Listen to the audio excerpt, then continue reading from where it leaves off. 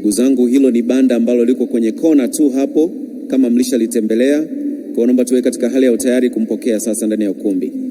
Ninavyoelewa ni mmoja kati ya mabanda ya mwisho kabisa.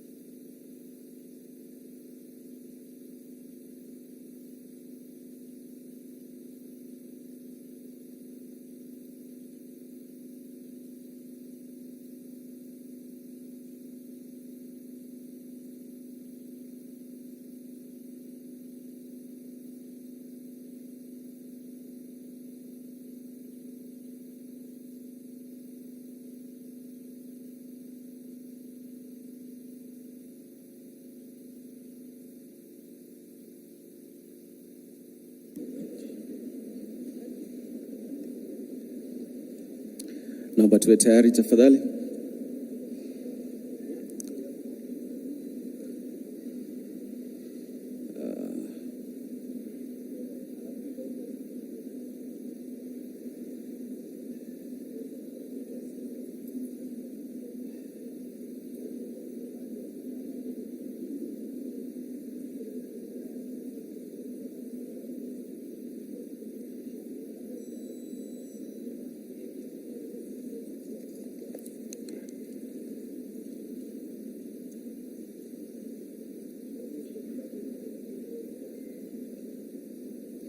Wana JKT Makutupora, nadhani tunaweza tukaanza na fanfare.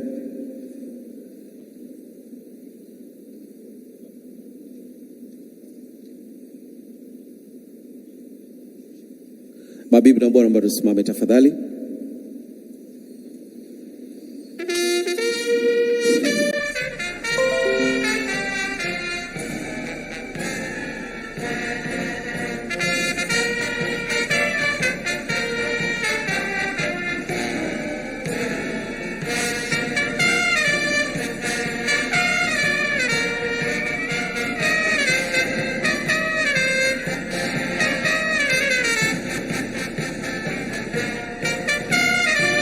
Tupige makofi mengi kumkaribisha mgeni wetu rasmi ndani ya ukumbi.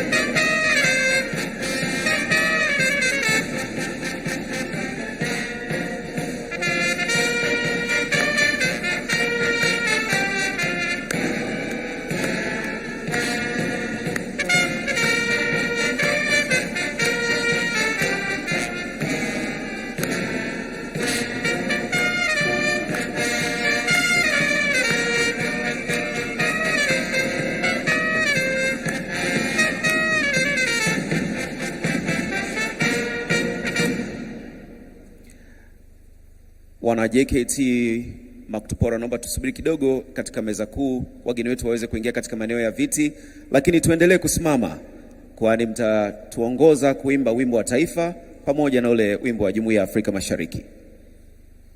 Ladies and gentlemen, the national anthem of the United Republic of Tanzania, please remain standing. Karibuni wana JKT Makutupora.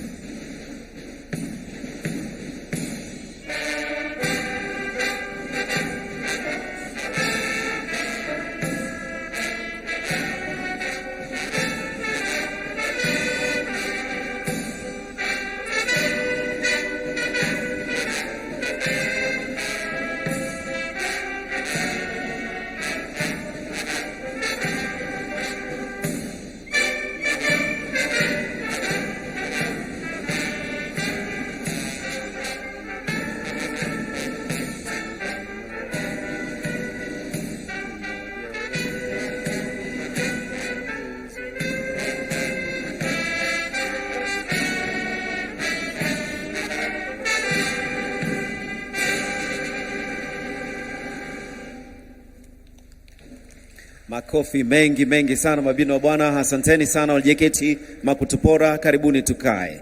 Karibuni tuketi sasa.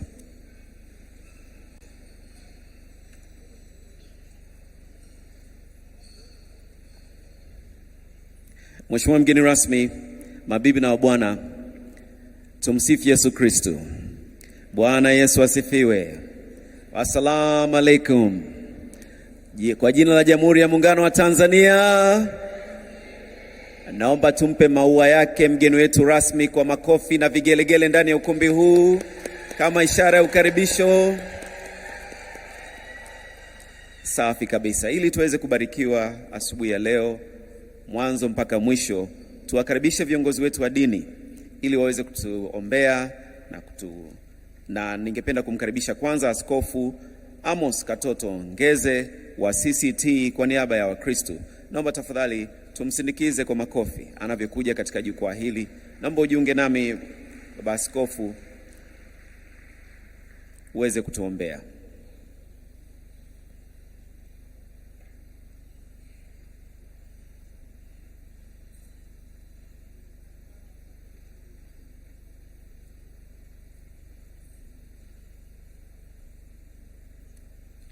Kwa jina la Baba na Mwana na Roho Mtakatifu, amina.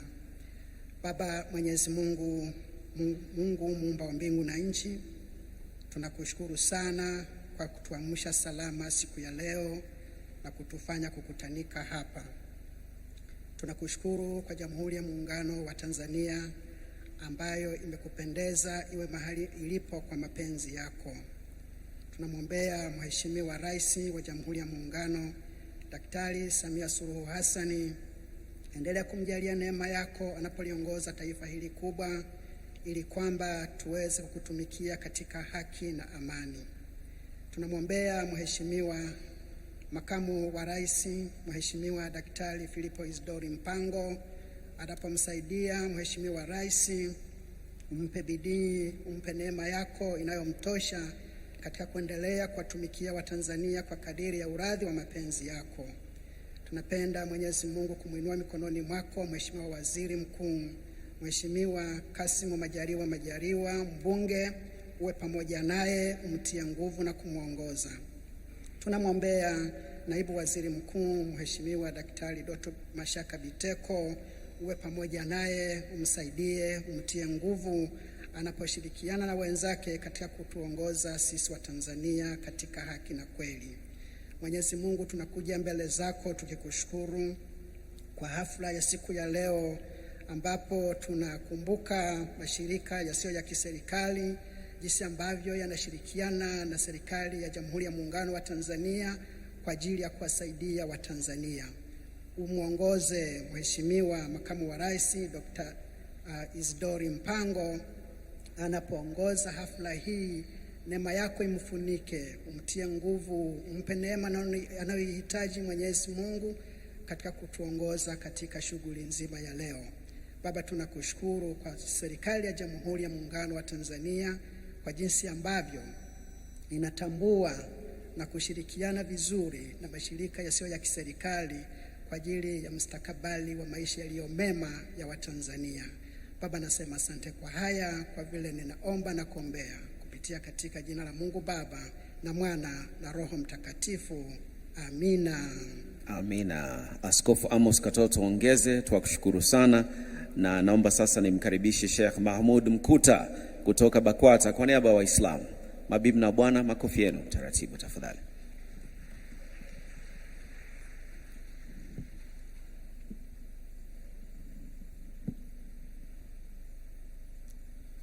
أعوذ بالله من الشيطان الرجيم. بسم الله الرحمن الرحيم. Ya Rabbi, tunakuomba uendelee kuipa amani na utulivu nchi yetu ya Jamhuri ya Muungano wa Tanzania. Ya Rabbi, tunakuomba ilinde nchi yetu na hasadi, chuki. Tunakuomba ye Mwenyezi Mungu, yeyote yule mwenye dhamira mbaya katika nchi yetu, ivunje dhamira yake hiyo mbaya, asiweze kusimama, kwani pasina amani na utulivu nchi haiwezi kupiga hatua mbele kimaendeleo. Ya Rabbi, tunakuomba umpe hekima na busara Rais wetu wa Jamhuri ya Muungano wa Tanzania, mama yetu Mama Samia Suluhu Hassan. Tunakuomba umpe afya njema, fikra na maono yaliyo sawasawa, ili aendelee kupiga mwingi katika kazi zote za kuijenga na kuitengeneza nchi yetu ya Tanzania kwa manufaa na maslahi ya Watanzania wote. Tunakuomba ya Rabbi, waombea dua wale wote wanaomsaidia Mheshimiwa Rais wetu, akiwemo makamu wetu wa rais Mheshimiwa Dr. Philip Isidori Mpango, ambaye ya Rabbi yeye leo ndiye mgeni wetu rasmi wa leo. Tunakuomba ya Rabbi umpe makamu wetu wa rais uono ili aweze kuongea na hadhara hii ya watu waliohudhuria hapa na waweze kuchukua japo kitu kidogo katika mkusanyiko wetu wa leo. Ya Rabbi, tunakuomba umpe pia hekima na busara waziri wetu mkuu wa Jamhuri ya Muungano wa Tanzania Mheshimiwa Majaliwa Kassim Majaliwa, na tunakuomba wajaze wote hao katika mioyo yao ukweli, huruma, uaminifu, ili kwa umoja wao huo nchi iweze kwenda mbele kimaendeleo. Ewe Mwenyezi Mungu, tunakuomba ulinde mkutano wetu huu wa leo wa jukwaa la mwaka la mashirika yasiyo ya kiserikali kuanzia mwanzo mpaka mwisho. Tunaukabidhi mkutano huu ya Rabbi katika ulinzi wako, na tunayaomba haya kwa baraka ya kiongozi wetu Mtume Muhammadin sallallahu alaihi wasallam. Amin, amin, amin. Alhamdulillahi rabbil alamin. Amen. Nashukuru sana Sheikh Mahmud Mkuta. Tuwapige makofi viongozi wetu wa dini. Tunashukuru sana. Sala zenu, dua zenu zinaimarisha ili taifa na kuendelea kuleta neema na baraka kwetu. Tunawashukuru sana. Mheshimiwa mgeni rasmi, wana Kongo, naomba tuinue mikono yetu hivi juu waweze kutuona wana Kongo wote tafadhali. Na naomba niwajumuishe pia na wale wa Wizara ya Maendeleo ya Jamii, Jinsia, Wanawake na Makundi Maalum chini ya uongozi mahiri wa Mheshimiwa Dr. Dorothy Gwajima. Mikono juu tafadhali.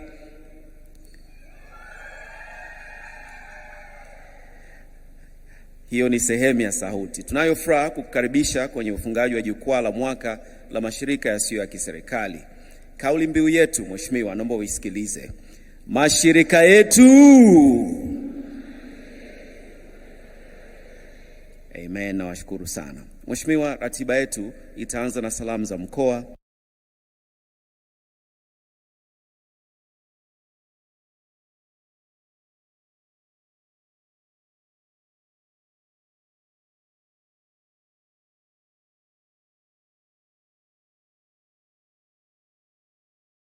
Mgeni wetu maalum kutoka bodi ya uratibu wa mashirika yasiyo ya kiserikali Uganda, naye atapata nafasi ya kutoa salamu zake. Tutamsikiliza mwenyekiti wa Kongo, na kisha baada ya hapo kwenye kona ile kule, kama unaona shamra zinatokea kule, ile ni kwaya ya Wizara ya Maendeleo ya Jamii, watakuja hapa mbele kuweza kutusherehesha. Nikahisi mtashangilia. Sawa. Msiache au umepata mshtuko. Tutasikiliza hotuba ya Waziri wa Maendeleo ya Jamii, Jinsia, Wanawake na Makundi Maalum. Kisha baada hapo tukaribisha wewe uweze kutuhutubia mkuu, na kuna matukio ambayo tunakuomba kwa heshima sana uweze kushiriki pamoja nasi. Kwanza kuna maelezo kuhusiana na mfumo wa ramani ya kidijitali ya utambuzi wa mashirika yasiyo ya kiserikali. Tutakuomba tafadhali sana uweze kutuzindulia mfumo huo mpya. Tutatoa vyeti na tuzo na tutapiga picha kwa makundi maalum humu ndani wakilishi, na kisha baada hapo tutasalimiana kwa jina la Jamhuri ya Muungano wa Tanzania na kuendelea na kazi. Mabibi na bwana, mpo tayari? Sasa basi tuanze shughuli yetu kwa kumkaribisha mwenye mkoa, mwenye jiji kuu, fahari ya Tanzania na Watanzania.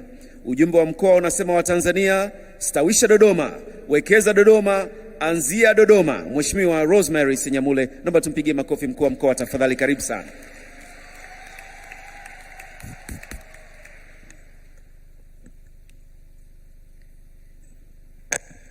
Jamhuri ya Muungano wa Tanzania. Tunasema Dodoma, fahari ya Watanzania. Dodoma, karibuni, fahari ya Watanzania.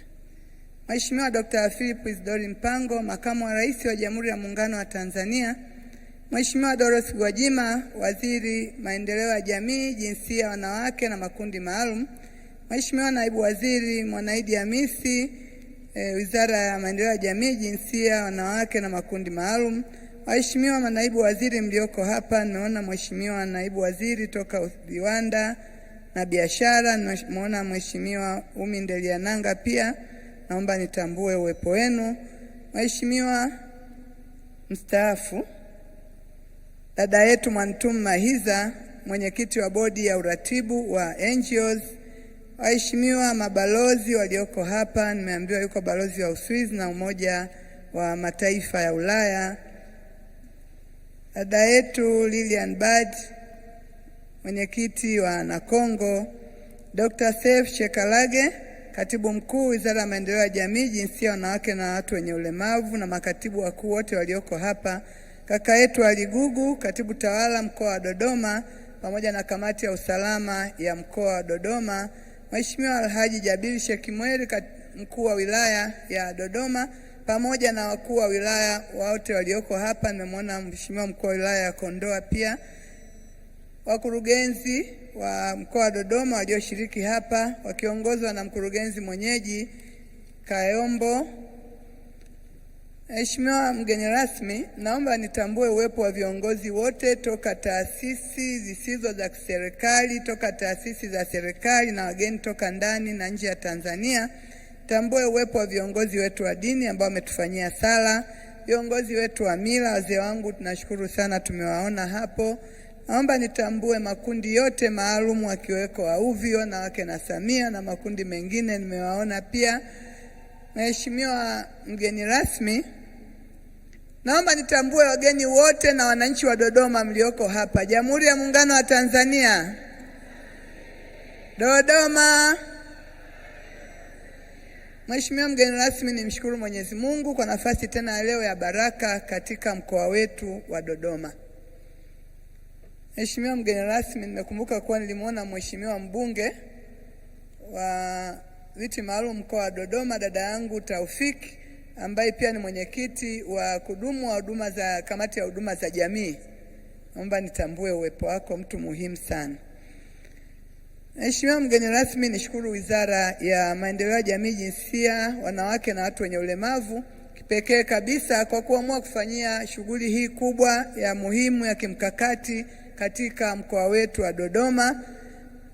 Mheshimiwa mgeni rasmi, nikutaarifu kuwa mkoa wa Dodoma uko salama na wananchi wanaendelea na shughuli zao za kujiletea maendeleo kama kawaida, na mwenge wa uhuru uko katika mkoa wetu wa Dodoma unaendelea kukimbizwa. Leo ni siku ya 7 katika halmashauri ya 7 ambapo utamaliza shughuli zake kesho, na shughuli hiyo Mheshimiwa mgeni rasmi inaendelea salama. Nichukue nafasi hii kuwakaribisha sana katika mkoa wa Dodoma, mkoa ambao ni makao makuu ya nchi yetu ya Tanzania. Karibuni sana mliotoka nje ya Dodoma na nje ya Tanzania. Niliona wageni toka nje ya Tanzania hapa, toka Kenya. Nichukue nafasi hii kuwakaribisha sana. Jamhuri ya Muungano wa Tanzania. Karibuni Dodoma. Mheshimiwa mgeni rasmi, nitoe pongezi za pekee na shukrani kwa rais wetu wa Jamhuri ya Muungano wa Tanzania, Mheshimiwa Dr. Samia Suluhu Hassan, kwa jinsi anavyoendelea kuimarisha taasisi hizo za serikali, yani NGOs. Ushirikiano kati ya NGOs na serikali umezidi kuimarika, na hasa NGOs za ndani ya nchi, lakini na hata zile za nje ya nchi, kutokana na mahusiano yanayoyajenga kwa umahiri mkubwa ya nchi yetu na mataifa mengine. Pongezi nyingi kwake na tumpe maua yake.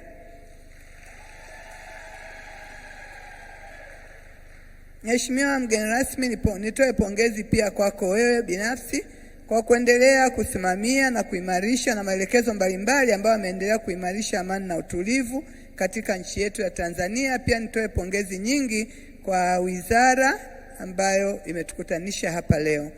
Mheshimiwa, pia niendelee kutoa pongezi kubwa kwa taasisi zilizo za serikali, yani NGOs, kwa mchango mkubwa ambao wanatoa pia katika mkoa wetu wa Dodoma. Mheshimiwa mgeni rasmi, mkoa wa Dodoma una NGOs 415 ambazo zinafanya kazi katika mkoa wa Dodoma. Ziko zilizo active na ambazo sio active, lakini niseme kuwa zile zinazofanya kazi zimekuwa na mchango mkubwa sana katika maendeleo na mafanikio ya mkoa wa Dodoma katika sekta mbalimbali, ikiwemo sekta ya elimu, sekta ya afya, sekta ya mazingira, sekta ya sheria, lishe pamoja na kilimo. Niwashukuru sana wale mnaofanya kazi katika mkoa wa Dodoma. Mkiona mafanikio ya Dodoma ni pamoja na juhudi za serikali na mchango ambao mnautoa kwetu sisi kama serikali ya mkoa. Asanteni sana. Mheshimiwa mgeni rasmi, tunaendelea kuwapa ushirikiano kwa sababu yote wanayofanya ni utekelezaji wa ilani ya Chama cha Mapinduzi, lakini pia ni sehemu ya mipango ya nchi yetu ya miaka 5 na miaka 25. Nichukue nafasi hii sasa kutambua pia yuko hapa mwenye chama chake Mheshimiwa Mejiti, ambayo ni mneki au mjumbe wa halmashauri kuu ya Chama cha Mapinduzi mkoa wa Dodoma. Amekuja kushuhudia yanayofanyika na NGO katika utekelezaji wa ilani katika mkoa wetu wa Dodoma. Mheshimiwa mgeni rasmi, niamini kuwa uwepo wa NGO hizi katika mkoa wetu na maeneo mengine wataendelea kuimarisha, pamoja na kazi zote wanazozifanya za huduma, lakini wataendelea kuimarisha umoja, ushirikiano, utaifa na maadili katika nchi yetu ya Tanzania ili kufanya Tanzania iendelee kuwa imara. Nitumie nafasi hii kuwakaribisha NGO zote ambazo mmefika hapa leo. Kama ambavyo tumesema, Dodoma ni makao makuu. Karibuni mweke ofisi zenu makao makuu ya nchi. Jinsi ambavyo serikali iko hapa, mkiwa hapa pia mnapata huduma kwa karibu, kwa sababu utaona mawizara na viongozi wote. Kwa hiyo niwakaribishe, kama una makao makuu pengine, karibu uweke makao makuu katika mkoa wa Dodoma ili uweze kuwa karibu na serikali pia. Lakini nimalizie kwa kuwakaribisha kutembelea maeneo mbalimbali ya mkoa wa Dodoma, mjionee kazi kubwa ambayo rais wetu mpendwa Mheshimiwa Dr. Samia Suluhu Hassan ameifanya katika mkoa wa Dodoma ili kuendelea kuimarisha makao makuu, na Watanzania wote mfurahie makao makuu yenu. Nimeona kwenye ratiba mnamaliza saa 8. Niwaalike mkimaliza saa 8 msiondoke, mtembelee miradi mikubwa ya kimkakati ambayo Mheshimiwa rais wetu mpendwa amewekeza katika jiji letu la Dodoma. Nimalizie kuwakaribisha tena Dodoma, makao makuu ya nchi, na niwatakie safari njema mtakapokuwa mnarudi nyumbani, na Mungu awabariki sana. Niwatakie safari njema na karibuni tena makao makuu. Jamhuri ya Muungano wa Tanzania, Dodoma. Asanteni sana na Mungu awabariki.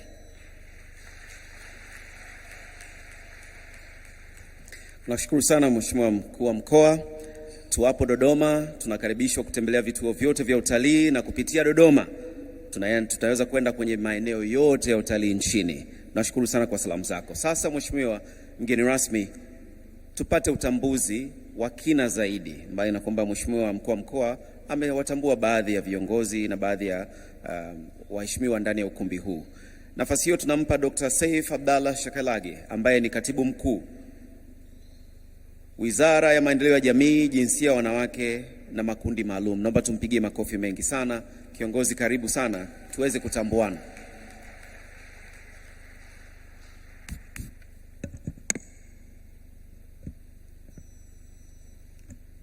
Jamhuri ya Muungano wa Tanzania. Mheshimiwa mgeni rasmi, Mheshimiwa Makamu wa Rais wa Jamhuri ya Muungano wa Tanzania Dr. Philip Isdori Mpango. Awali ya yote, Mheshimiwa mgeni rasmi, napenda kutumia fursa hii kumshukuru Mwenyezi Mungu mwingi wa rehema kwa kutufikisha salama katika siku ya leo, na pia tunasema asante sana Mheshimiwa mgeni rasmi kukubali kuwa mgeni rasmi katika jukwaa la mwaka la mashirika yasiyo ya kiserikali. Mheshimiwa mgeni rasmi, kazi yangu ni kufanya utambulisho, na naomba kwa ridhaa yako niweze kutambua wageni walioko hapa ambao wameshiriki pamoja na wewe. Mheshimiwa mgeni rasmi, kwanza ni mtambulisho waziri wangu Mheshimiwa Dr. Dorothy Gwajima.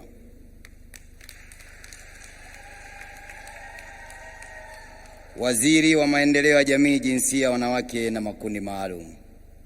Lakini pia naomba nimtambulishe Mheshimiwa Umi Nderiananga ambaye yuko hapa kwa niaba ya Mheshimiwa Jenista Mhagama, Waziri wa Nchi, Ofisi ya Rais, Ofisi ya Waziri Mkuu, Sera, Bunge na Uratibu.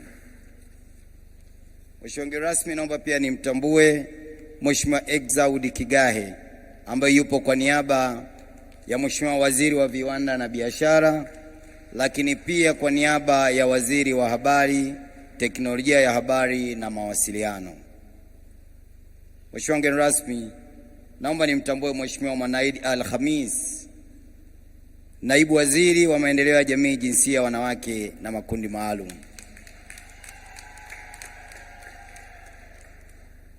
Mheshimiwa mgeni rasmi, naomba nitambue uwepo wa Mheshimiwa Donald Mejiti, mjumbe wa Halmashauri Kuu ya Taifa Chama cha Mapinduzi, ambaye yuko hapa kwa niaba ya chama lakini kwa niaba ya Katibu Mkuu wa Chama cha Mapinduzi.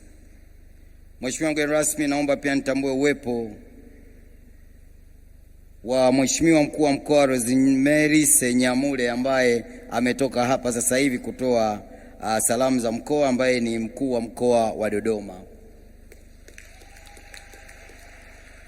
Mheshimiwa mgeni rasmi, nitambue uwepo wa dada yangu Mwantumu Mahiza ambaye ni mwenyekiti wa bodi ya mashirika yasiyo ya kiserikali. Mheshimiwa mgeni rasmi, naomba pia nitambue uwepo wa Mheshimiwa Fatuma Taufik, mwenyekiti wa kamati ya kudumu ya Bunge inayoshughulikia mambo ya maendeleo ya jamii, jinsia na makundi maalum.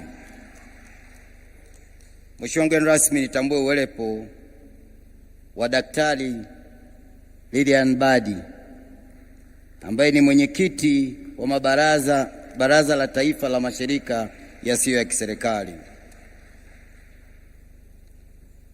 Mheshimiwa mgeni rasmi, naomba niendelee kutambua uwepo wa Mheshimiwa Jabiri Shekimweri ambaye ni mkuu wa wilaya ya Dodoma. Nitambue pia uwepo wa Mheshimiwa Dr. Hamisi Mkunati ambaye ni mkuu wa wilaya ya Kondoa. Mheshimiwa mgeni rasmi, nitambue pia uwepo wa makamu mwenyekiti wa kamati ya kudumu ya Bunge inayoshughulikia mambo ya ustawi wa jamii ambaye ni Mheshimiwa Riziki Saidi Lulinda. Lakini pamoja na yeye pale alipokaa wako waheshimiwa wabunge wengine wa kamati hiyo, lakini na makatibu ambao wanaishughulikia kamati hiyo.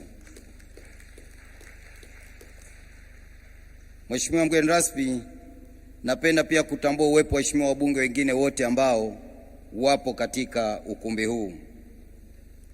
Mheshimiwa mgeni rasmi, naomba nitambue uwepo wa katibu tawala wa mkoa huu, ndugu yangu Ali Gugu, katibu tawala wa mkoa wa Dodoma. Lakini naomba pia nitambue uwepo wa mwakilishi wa katibu mkuu wa ujenzi, Bwana Mrisho S. Mrisho. Mheshimiwa mgeni rasmi, nitambue uwepo wa Omoni Mpanju ambaye ni naibu katibu mkuu wa Wizara ya Maendeleo ya Jamii, Jinsia, Wanawake na Makundi Maalum. Mheshimiwa mgeni rasmi, nitambue uwepo wa Tumainieli Macha ambaye anatoka Wizara ya Afya na yupo hapa kwa niaba ya Katibu Mkuu Wizara ya Afya, ndugu Dr. John Jingu. Mheshimiwa mgeni rasmi, nitambue uwepo wa Bwana Mobare Matinyi, msemaji mkuu wa serikali. Mheshimiwa mgeni rasmi, nitambue uwepo wa wakuu wa vyombo vya ulinzi na usalama ambao siku ya leo wamewakilishwa, nikianza kumtaja Malinyi Mifuko ambaye yupo kwa niaba ya mkurugenzi mkuu wa taasisi ya kuzuia na kupambana na rushwa. Lakini pia yupo Dr. Peter Mfisi ambaye yupo kwa niaba ya Commissioner General wa taasisi ya kuzuia na kupambana na madawa ya kulevya. Nitambue uwepo pia wa naibu Commissioner Maria Nzuki ambaye yupo kwa niaba ya IGP. Mheshimiwa mgeni rasmi, nitambue uwepo wa mrakibu mwandamizi wa magereza Bruno Pancras ambaye yupo kwa niaba ya Kapishino General wa magereza. Na pia nitambue uwepo wa kamishna msaidizi Angela Shija ambaye yupo kwa niaba ya Commissioner General wa Uhamiaji.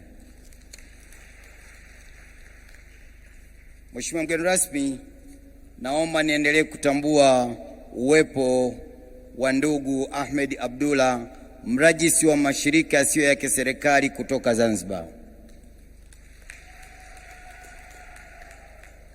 Mheshimiwa mgeni rasmi, nitambue pia uwepo wa Bwana Steven Okello, msajili wa mashirika yasiyo ya kiserikali kutoka nchini Uganda.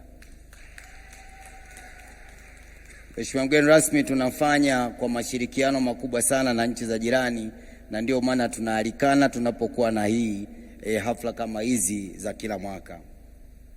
Mheshimiwa mgeni rasmi, napenda kutambua uwepo wa Bwana Revocatus Sisono, katibu mkuu Baraza la Taifa la Mashirika Yasiyo ya Kiserikali na Kongo.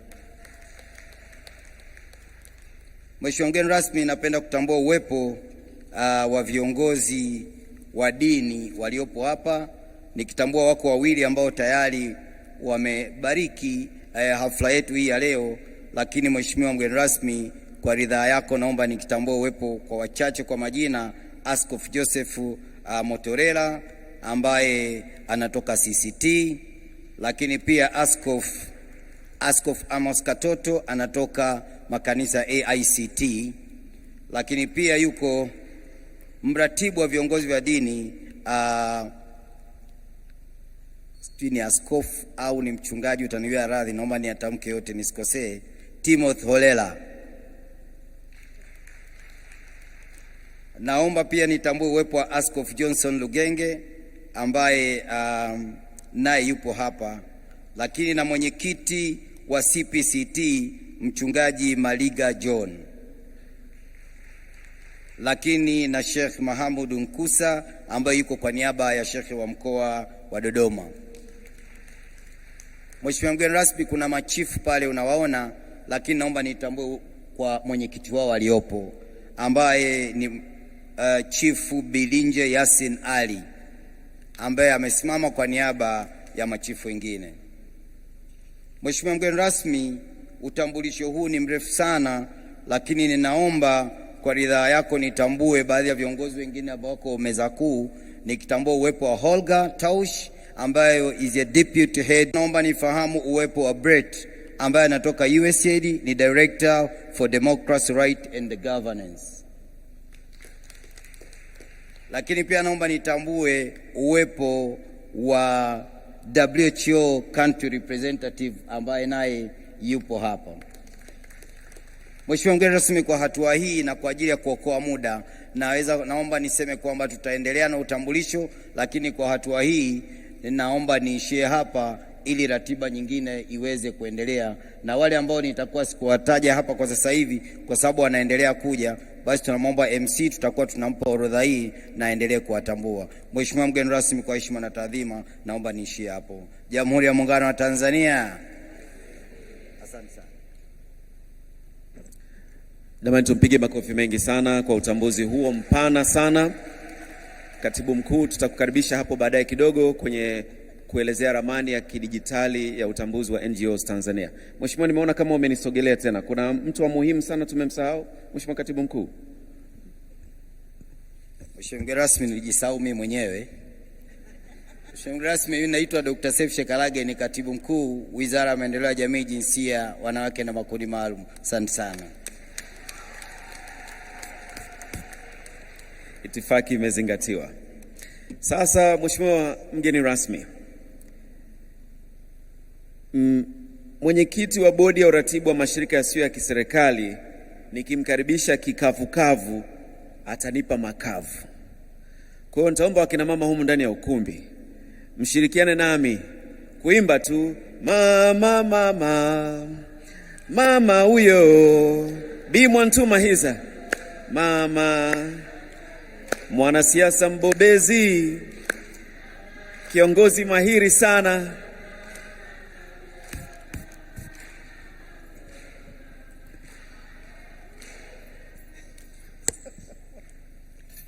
Jamhuri ya Muungano wa Tanzania. Mheshimiwa mgeni rasmi Dr. Mpango, Makamu wa Rais, Mheshimiwa Dorothy Gwajima, waziri wa maendeleo ya jamii, na waheshimiwa mawaziri wote mliopo, waheshimiwa manaibu mawaziri mliopo, waheshimiwa wabunge mliopo wote, naomba kutambua uwepo wa viongozi wa taasisi mbalimbali za serikali pamoja na kamati ya ulinzi na usalama. Naomba kutambua uwepo wa viongozi ambao wamekuja kuungana nasi. Mheshimiwa mgeni rasmi, naomba kuizingatia itifaki kwa kutambua na kuheshimu uwepo wa wote tuliomo kwenye ukumbi huu.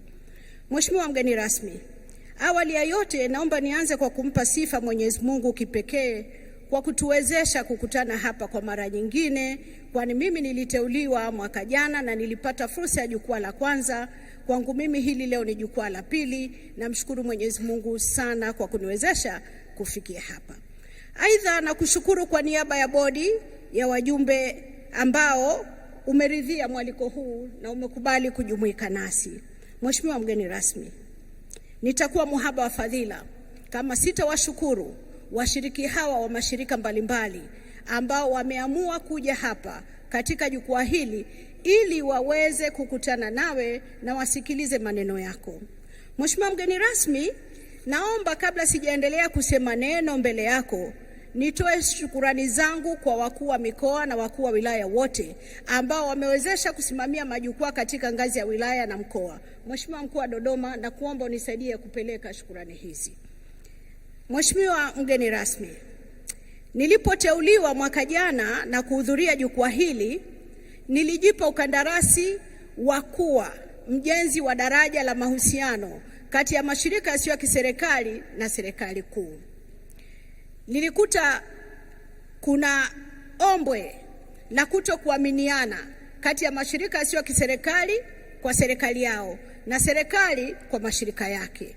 Mheshimiwa mgeni rasmi, nimeendelea kuwa mkandarasi, tumefanya mazungumzo mengi, tumekutana na viongozi wengi, na naomba nikuambie mashirika haya ndani ya nchi yanayokaribia 10,000 sasa, manake mpaka mara mwisho yalikuwa 9,645, yanafanya kazi kubwa sana kwenye ngazi ya jamii.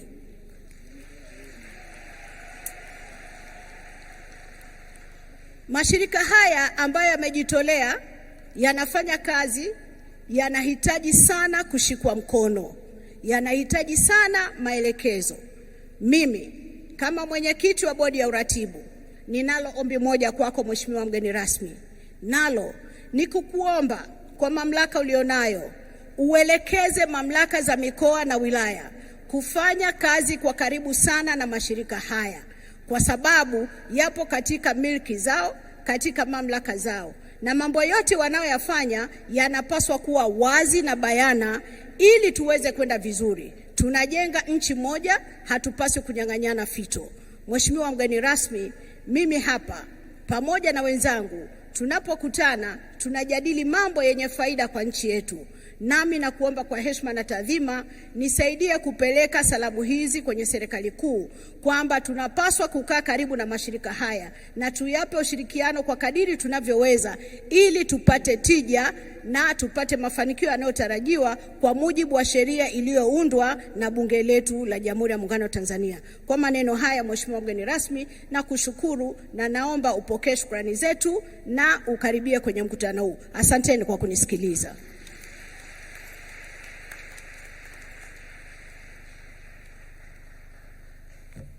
Nasi tunakushukuru sana kwa ujumbe wako. Mheshimiwa mgeni rasmi, waheshimiwa mabibi na mabwana, na sasa tukaribishe jumbe za washirika wetu. Tuanze na ubalozi wa Uswisi. Mheshimiwa Holger Tausch, naibu balozi wa Uswisi nchini Tanzania, tukupigie makofi mengi sana. Karibu tusikie ujumbe wako tafadhali.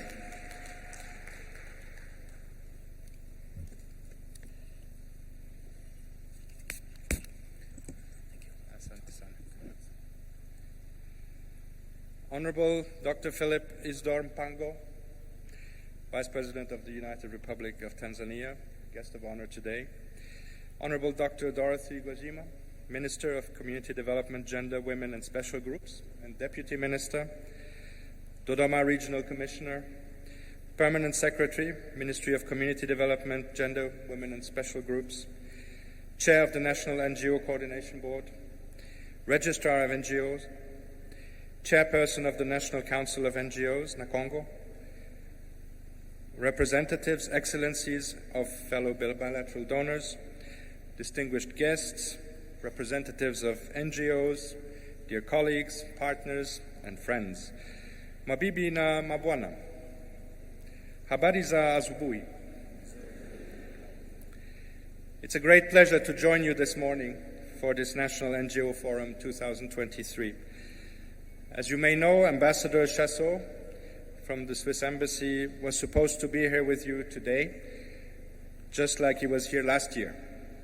He suffered an injury last Friday, however, and could unfortunately not travel today to Dodoma.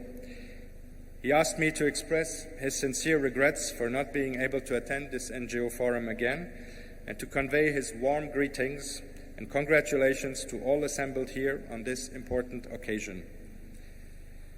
This, however, gives me the opportunity to be in Dodoma for the first time since my recent arrival to Tanzania, and I'm very pleased indeed to be here with you today.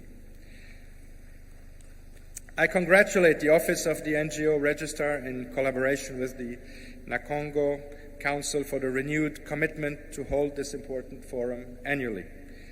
I would like to thank you for inviting Switzerland to speak as a bilateral donor, supporting the NGO sector, and more specifically for my country's role in contributing to the development of the NGO digital mapping system as part of the information management system that will be launched today.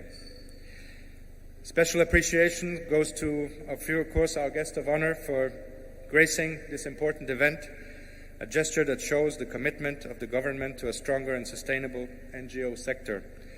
And we're likewise grateful to you, Honorable Minister, and all distinguished other guests of government representatives.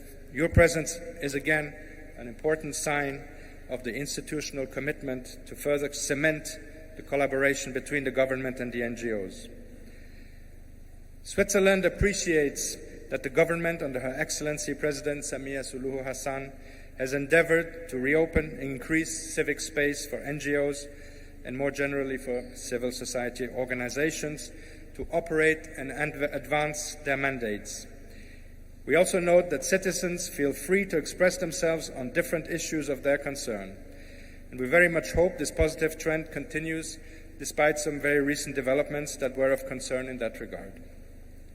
As we follow current developments with great attention and interest, we are pleased to see how the government recognizes and values the fact that NGOs can and do play a crucial role in supporting the country's development endeavors.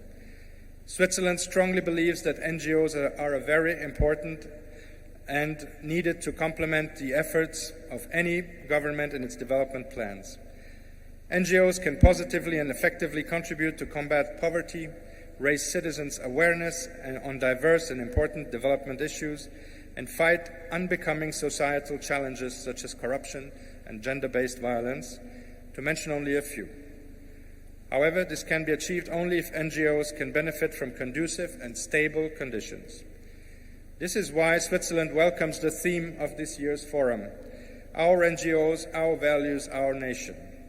Indeed, only an approach based on the values of integrity, transparency, non-discrimination, equality, and inclusiveness, to only name the most important, shall pave the way for a stronger partnership and collaboration between the government and NGOs, as well as with the development partners, the private sector, and other stakeholders, recognizing the sustainable contribution of NGOs to the national development. Honorable Vice President, Switzerland congratulates the Office of the NGO Registrar in particular, and the Ministry of Community Development, Gender, Women, and Special Groups as a whole for the development of the web-based NGO digital information system, which you will be launching here today. Switzerland has supported this endeavor with enthusiasm and the full belief that this new tool will place the government and other stakeholders in a better position to easily identify, reach out, and duly support NGOs across the country. As you know, the world's digital evolution is moving forward at a very high pace, and wherever the best option to follow is probably to ride the tide and take advantage of the benefits and opportunities it brings with it. I'm convinced that the ability for me as a development partner and donor to know from the comfort of my office which NGOs are working, for example, on governance, let's say in Kigoma, your region, Mr. Vice President, and their level of funding is a big milestone. I believe it will galvanize the entire NGO sector in Tanzania and possibly inspire neighboring countries to adopt a similar system. But also, I very much hope that this new tool will be used by other government departments, such as the Ministry of Finance, in planning and reporting on funds invested in the NGO sector to further enhance governance appreciation of NGOs in the national development.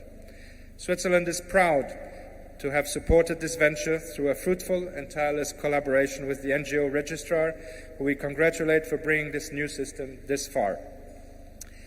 Dear participants, I believe that this information system comes right on time, exactly 1 year after the introduction of the National Strategy for NGOs Sustainability that was officially launched here in 2022. Those who were present might recall the moment. It is hence our hope that as we take stock today of the first year of this strategy, we will also appreciate this new milestone, among others, and forge ways to put to the best use to further enhance the sustainability of NGOs in Tanzania.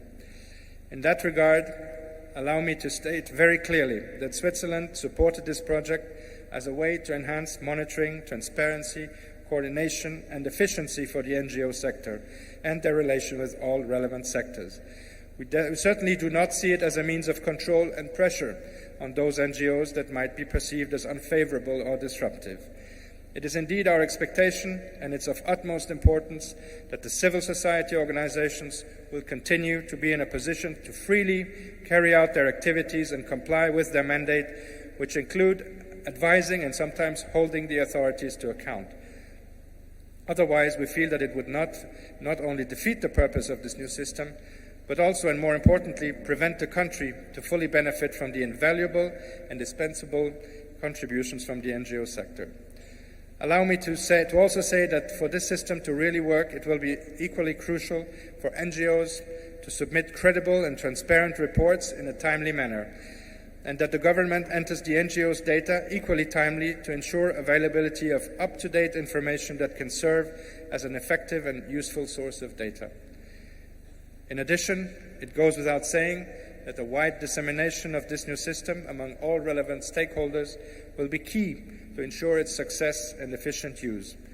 We all need to take ownership of this new tool.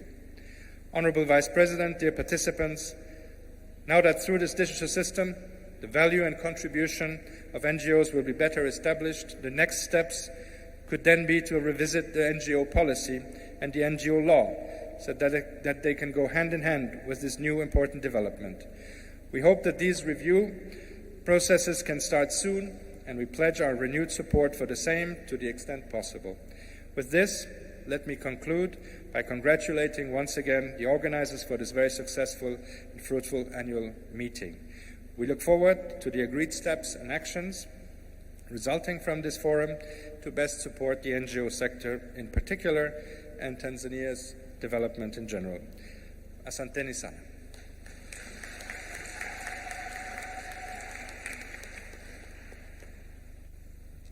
Asante, Naibu Balozi wa Uswisi. Mheshimiwa mgeni rasmi, mabibi na bwana, naomba tumpigie makofi kaimu balozi wa Umoja wa Ulaya, Mheshimiwa Emilio Rossetti. Karibu.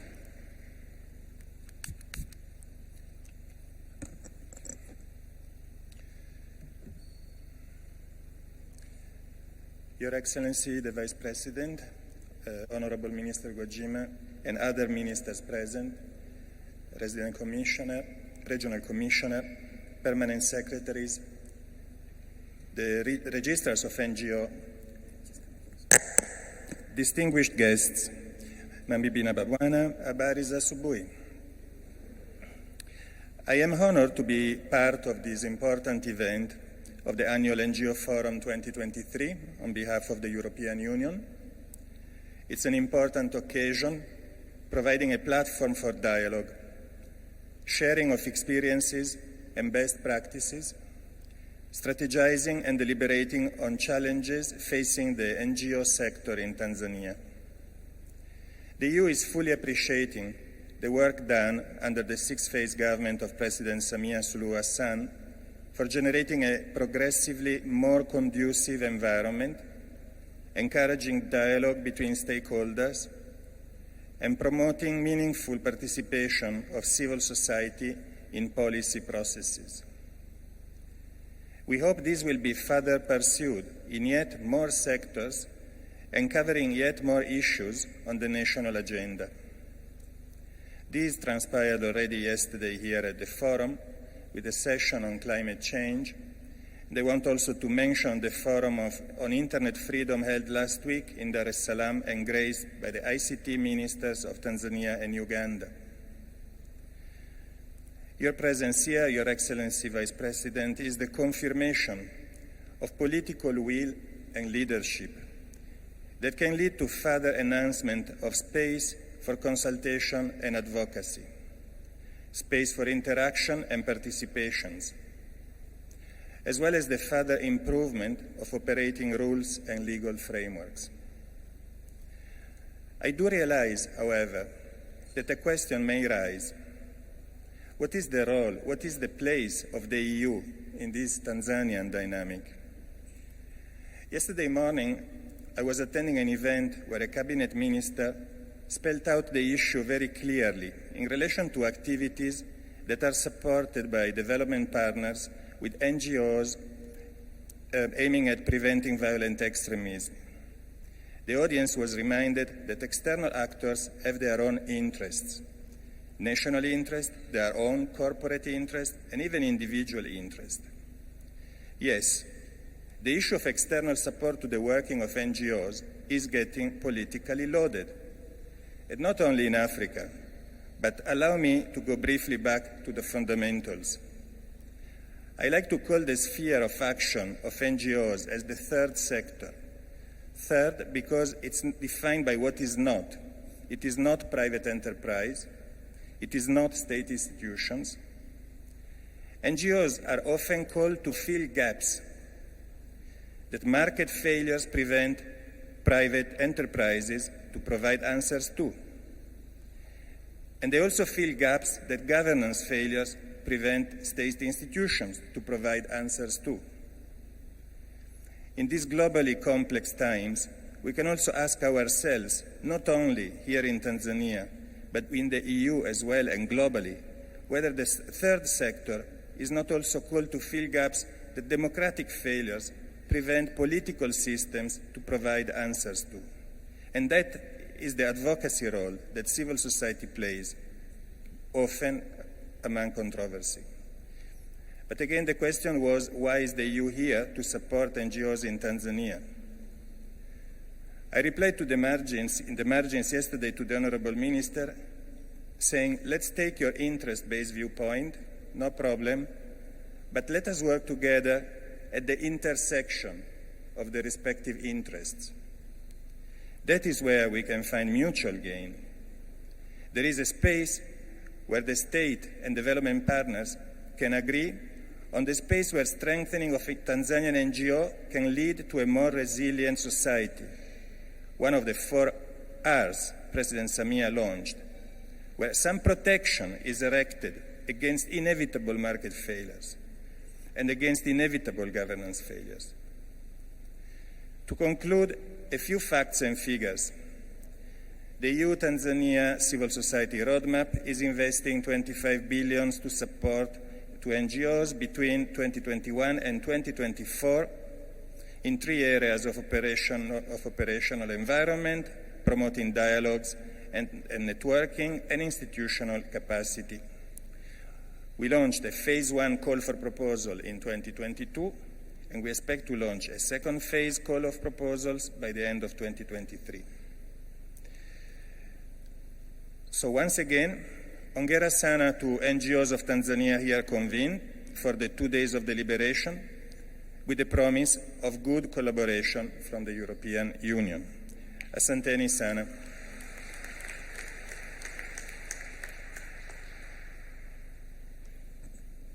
Asante Mheshimiwa Emilio.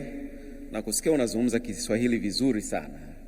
Endelea kujitahidi, utoe hotuba zako na maelezo kwa Kiswahili. Kidogo lakini una matamshi mazuri sana. Tumpige makofi tafadhali. Mheshimiwa mgeni rasmi Dr. Charles Sagoe Moses ni mwakilishi wa WHO. Ni furaha yangu kubwa sana sasa kumkaribisha kwa salamu zake. Mabibi na bwana, makofi kwake. Anatokea Shirika la Afya Duniani. Karibu sana.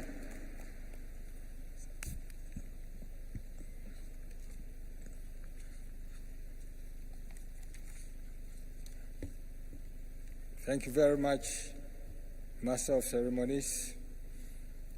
Your Excellency, the Vice President of the United Republic of Tanzania, Dr. Philip Mpango, the Honorable Minister of Community Development, Gender, Women and Special Group, Dr. Dorothy Gwajima, Deputy Ministers and Regional Commissioner, the Permanent Secretary of the Ministry,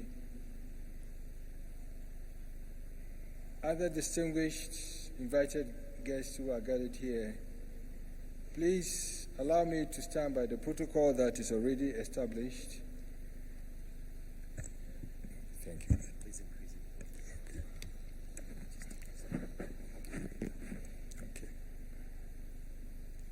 Please allow me to stand by the protocol already established by saying, Habari za asubuhi.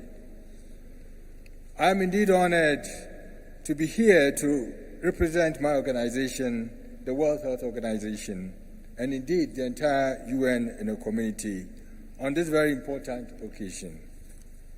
I would like to first of all thank the Ministry for inviting me to participate in the launching of the digital NGO mapping platform. Your Excellency, the Vice President, I take this opportunity to congratulate the government of Tanzania and the leadership of the ministry for ensuring that Tanzania is among the few countries in the WHO African region that have a functional digital mapping platform for NGOs. This indeed is a significant milestone that will undoubtedly catalyze and foster strategic partnership and collaboration with key stakeholders with an aim to achieve the SDGs. Indeed, the value of social society and economic development in achieving health for all cannot be overstated. These organizations have a strong footprint in the community that we serve and a holistic understanding of our people at the grassroots level. They have practical experience, are well positioned to reach the mixed communities, how to reach areas, and to generate demand for health services. This initiative, therefore, presents a unique opportunity to identify and bring together organizations across a wide range of sectors and disciplines who have an interest and responsibility to reach and serve their communities. By the click of a button, this platform will enable us to profile organizations by physical location, scope, thematic areas, capacity, and priorities. Furthermore, it gives us capacity to assess the current status of civil society action in the country, including the challenges, the gaps, the capacity needs, and opportunities. Your Excellency, this year marks the 75th anniversary of the World Health Organization, and it serves as a stark reminder of our goals to ensure that everyone everywhere can attain the highest level of care and well-being. This year, we look back at public health successes that have improved the quality of life over the past 7 decades. Of these, partnership has indeed been a major pillar of the WHO's transformation to help the world achieve health for all. Over the past 3 years, Tanzania, together with the rest of the world, experienced one of the greatest outbreaks in history. This, along with many others, has taught us that we cannot win without involving our communities. Strong community participation is therefore a key step in controlling the spread of diseases and achieving health security. Therefore, strengthening our work with civil society has been a key priority for us in WHO. Your Excellency, as a testament to the commitment to engage and collaborate with civil society, the WHO Civil Society Commission was launched on the 24th of August of this year, with a view of strengthening the dialogue and fostering collaboration with civil society at all levels. We believe in so doing, we would listen to the voices of the people and the communities that we serve and accelerate the attainment of health for all and health-related SDGs.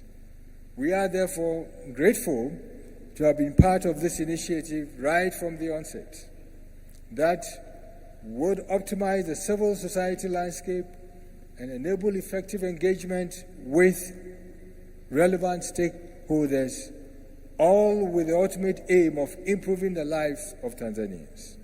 Your Excellency, I would like to assure you that WHO and the entire UN stand committed to continue the support to the government by committing both human and financial resources necessary to optimize civil society engagement so that we can all achieve health for all. On this note, I thank you. Asante sana.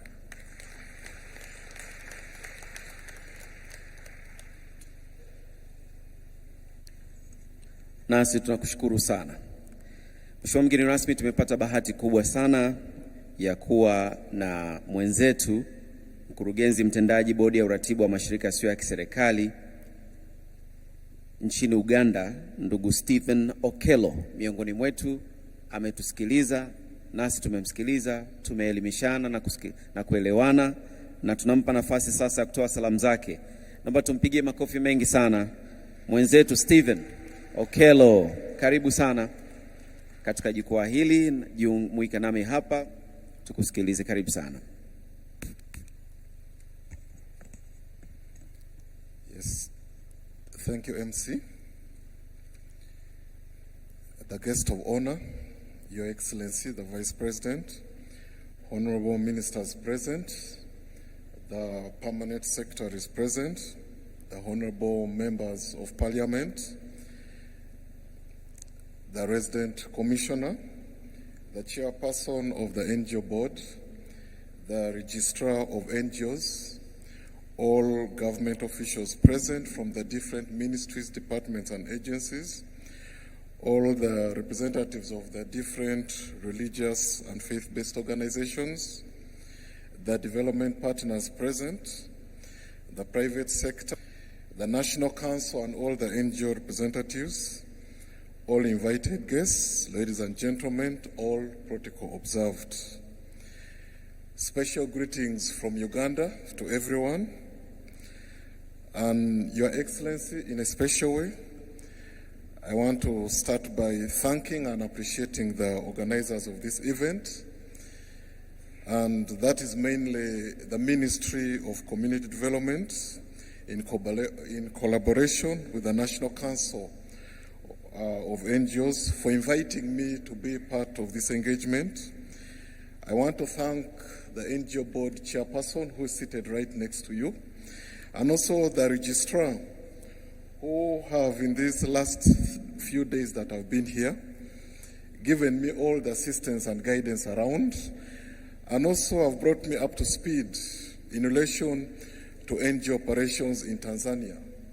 Your Excellency, I come from the National Bureau for NGOs, commonly known as NGO Bureau, that oversees all NGO operations in Uganda. We register them, we monitor them, and we ensure that they are complementing the government and are compliant in everything that they are doing. Your Excellency, such engagements that I am so proud to be a part of today provide a platform where different state and non-state actors engage in order to foster mutual understanding through the exchange of ideas and the different perspectives. It also helps to motivate stakeholders to work together towards a common vision and also take stock of commitments that are made. It further helps the government to listen and take note of any issues or concerns that are coming from the NGO sector with the essence of understanding each other to forge and foster a common goal for the good of the country as a whole. This, however, calls for an open-minded attitude. It also calls for a certain level of trust. Your Excellency, you had earlier the issue of mistrust coming up. That, of course, is something that so many countries face, where NGOs do not trust the government, and also the government does not trust the NGOs. So it's important that when such engagements take place, there's some level of trust that is exercised, but also there should be a willingness to foster mutual understanding and harmony. For the few days I've been at this engagement, I am so impressed by its quality, the momentum, and the level of ownership by all the stakeholders. And I request that we give a special hand clap to all the organizers of this event. Your Excellency, I've seen a lot of passion in everyone, every stakeholder here, to be proud to be a part of this event. And that means that this event has taken root and it should be further supported and nurtured for the good of this country. All this is important in that trust and confidence building is achieved at the end of the day, and this helps to cure any form of mistrust between the government and the sector. Uganda also has got a similar engagement like this one that we are witnessing here today. And Your Excellency, I would love to inform you that I have learned so much for the last 3 days that I've been part of this event. And I have got a lot of takeaways that I'm actually going to go back home with. That in Uganda, ours, instead of having a 3 days event, we always have a single day event. And yet I've learned so much that in the 3 days event, there are so many activities that can be achieved. We have seen the element of the corporate social responsibility that is being demonstrated all over the place since this event started. We have seen panel discussions where I was glad to be a part of it yesterday. We have seen side events where I think on Tuesday I was able to attend one on taxation, and I was glad that I was invited for it. And then the third day is where we're having this official event that you're part of. In Uganda, we hold national quarterly dialogue meetings where the government and the NGOs meet. The NGO sector prepares an issues paper outlining all the issues that they want the government to respond to. It is submitted to the government side, and on such a day, that is when all the government representatives sit and respond to the issues and give clarifications on any issues that are arising that affect the NGO sector. However, we do not only stop at the national level in Uganda. We also move further to the regional levels where we have what are called regional reflection meetings. That is when we sit down with also the district officials and the NGOs and discuss issues mainly regarding their obligations, what is expected out of them and whether they are doing the right thing or not. However, we do not stop at that level. We further go to the grassroots level where we hold what we call community dialogues. Now, community dialogues is where you push aside all the other stakeholders from the district and everyone and talk to the beneficiaries themselves. Because at times, they may give you a rosy picture with good reports, and yet the beneficiaries down there have got a totally different picture that they would love to respond to. Your Excellency, these structures that are actually already being implemented, I've thoroughly also discussed it with the Registrar of NGOs here. And we hope that with the takeaways I have here, it's also important that we also share with you the ones that we also have so that we can learn from each other and ensure that as a region, we are actually effectively executing the work that we are supposed to do as regulators of this sector. Your Excellency, within the East African region, governments continue to recognize the contribution of NGOs, and it's clear that they're all committed in ensuring that NGOs enjoy their constitutional guarantees and all rights that are enshrined in the different global, regional, and national instruments, and that NGOs have got a conducive and enabling environment. However, a special call to the NGOs also, Your Excellency, is that much as there are all these obligations on the government, it's important that the NGOs also operate in an accountable, transparent, and work in an orderly manner for the good and the development of the country as a whole. This calls for more collaboration and information sharing between the NGOs and the key stakeholders in the government to help cure any form of mistrust and only promote constructive partnership between them and the government. Your Excellency, globally we are witnessing that the pandemic that did not spare any country in the world, where most countries are still recovering from, and the global conflicts that we are seeing that are happening around the globe are leading to falling government revenues, but also it's not sparing the NGO sector. We're also seeing that the funding for the NGO sector has greatly reduced and declined. And yesterday, there were panel discussions here on the funding opportunities. There were thorough discussions on so many issues regarding funding, and it was clear that the sector is greatly affected. And it's not only Tanzania. Even the Ugandan NGOs are crying. And I'm sure I have attended meetings in Kenya and other areas. They too are affected. The funding is dropping. And that means that this is leading to increased vulnerabilities, risk, threats, and fragility of the sector, which we cannot ignore as the sector continues to support the government in its development. This inevitably calls for a rethinking of the NGO funding strategies, since institutional funding for the NGOs has declined, and we can see it has clearly led to low capacities. And pandemic, so many NGOs had to close. I do not know how many closed in Kenya, because I can tell you so many in Uganda closed. But also, as they closed, a number of their employees lost jobs because there were no resources to pay them anymore.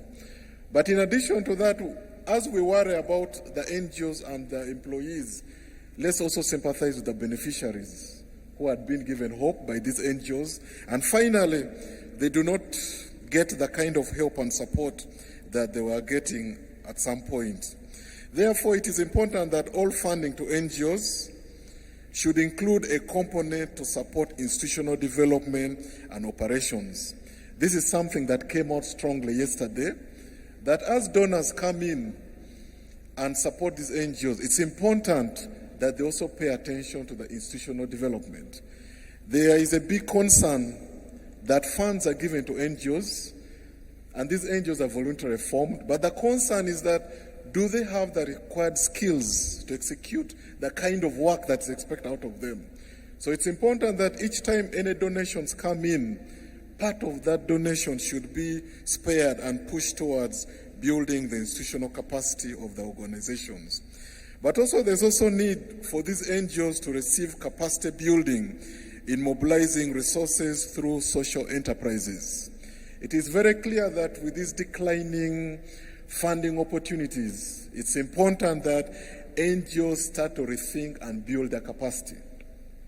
They should not think that it's only about writing proposals and waiting. No. It's high time that internally they need to change a lot of their approaches in order to ensure that they are still surviving even after these taps all dry.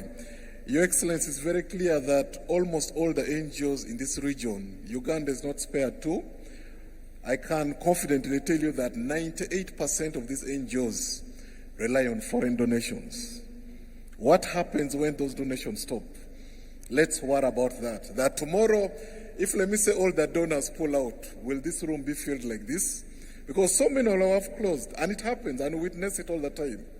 Today, you arrived, you went through, and you showed all these exhibitions, but will they be there the next time you come if this funding actually stops? So it's important that NGOs undertake research to understand why institutional funding is reducing, to inform advocacy around institutional funding. Let them not just assume that they already understand the situation. No, it's important that they start to invest in research so that they understand. And the research, you will also have to involve other NGOs across the other East African countries. However, it's important that government, Your Excellency, this is a special message to you, that it's important that also the Tanzanian government, which I'm also drumming the other side in Uganda as a regulator, establishes a basket fund for the different funding source for the NGOs. Your Excellency, why am I making this special plea for the basket fund? And I'm sure NGOs here are worried and are concerned, why is a Ugandan making this plea? It is high time this is done, because there is a component called the private sector. But the private sector can do a lot in supporting this NGO sector. But if these NGOs themselves approach the private sector, would they get the kind of support they need? The answer is no. But if the government came in to open a basket and then spoke to the private sector to support, in addition to what the donors are bringing in, I can assure you that a lot of support would come in to this sector and will not only wholly rely on donations coming from out of the country only. Your Excellency, the basket I'm talking about is not a basket for international NGOs. It's not a basket for continental NGOs coming from out of this country, but that is supposed to support your local NGOs that are operating at the grassroots to effectively co-create and implement social programs. Yesterday, some of the reactions we were getting here, there was a cry that the indigenous local NGOs at the grassroots levels are being forgotten. They are not receiving the support that they need. So it's important that such a basket is really put in place. Your Excellency, in conclusion, building a strong NGO sector needs strong champions. And I can guarantee and assure you that in the last 3 days I've been here and witnessed, this country has got a lot of strong champions, both in the sector and also on the government side. I've had an opportunity of talking to some key champions in the sector, but also in the government side, and I can assure you that. Sasa Bwana Okello, Mheshimiwa mgeni rasmi, ningependa kukuambia hao machampion ambao unawazungumzia, angalia meza kuu. Wakina mama ni wangapi? Jamani, tujipigie makofi. Makofi zaidi. Na vigelegele ninavyokukaribisha mwenyekiti wa Nakongo Dr. Lilian Badi. Simama mama, karibu uzungumze nasi tafadhali. Wakina mama, simekunywa chai? Vigelegele mbona hafifu hivi?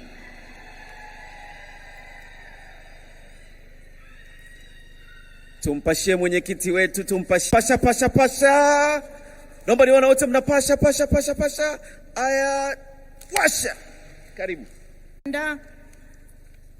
Bwana Revocatus Sisono, Katibu Mkuu wa Baraza la Taifa la Mashirika Yasiyo ya Kiserikali na Kongo, ndugu viongozi mbalimbali wa chama na serikali mlioko hapa, waheshimiwa wabunge na madiwani mlioko hapa, Mheshimiwa Didi Chasot Barozi wa Uswisi nchini, waheshimiwa wawakilishi wa mabalozi yote mlioko hapa, bodi ya uratibu wa mashirika yasiyo ya kiserikali, ndugu viongozi, management na watumishi wa Wizara ya Maendeleo ya Jamii, Jinsia, wanawake na makundi maalum, ndugu wasajili wasaidizi wa mashirika yasiyo ya kiserikali katika ngazi ya mkoa na wilaya, ndugu wajumbe wa baraza la mashirika yasiyo ya kiserikali la Nakongo, ndugu viongozi, wanachama na wafanyakazi na wanufaika wa mashirika yasiyo ya kiserikali, ndugu viongozi wa dini, ndugu viongozi wa kimila, ndugu wanahabari, wageni waalikwa, mabibi na mabwana, na wasalimu kwa jina la Jamhuri ya Muungano wa Tanzania. Mheshimiwa Makamu wa Rais, awali ya yote nianze kwa kumshukuru Mwenyezi Mungu kwa kutuwezesha kufika hapa salama na kushiriki mkutano wa mwaka wa mashirika yasiyo ya kiserikali. Natambua kuwa wengi wetu hapa wamesafiri kutoka katika mikoa mbalimbali ili waweze kushiriki katika tukio hili ambalo ni muhimu kwa mustakabali wa sekta ya mashirika yasiyo ya kiserikali na taifa kwa ujumla. Pili, napenda kutumia nafasi hii kwa niaba ya Baraza la NGO, Baraza la Taifa la Mashirika Yasiyo ya Kiserikali na Kongo na mashirika yasiyo ya kiserikali kwa ujumla kukushukuru wewe kama mgeni rasmi kwa moyo wa dhati kabisa kwa kukubali mwaliko wetu wa kuja kujumuika nasi leo. Nafahamu una majukumu mengi ya kitaifa, lakini umetoa kipaumbele katika shughuli hii. Tunakushukuru sana Mheshimiwa Makamu wa Rais. Mheshimiwa Makamu wa Rais, napenda pia kuwashukuru sana viongozi, management na watumishi wa Wizara ya Maendeleo ya Jamii, Jinsia, Wanawake na Makundi Maalum chini ya uongozi madhubuti wa mwanamke mahiri na jasiri, hususan katika mapambano dhidi ya ukatili wa kijinsia kwa watoto, dada yetu na rafiki yetu Dr. Dorothy Gwajima, kwa ushirikiano mzuri aliotupatia na anaotupatia katika utekelezaji wa majukumu yetu kama sekta ya Azaki. Tunashukuru sana.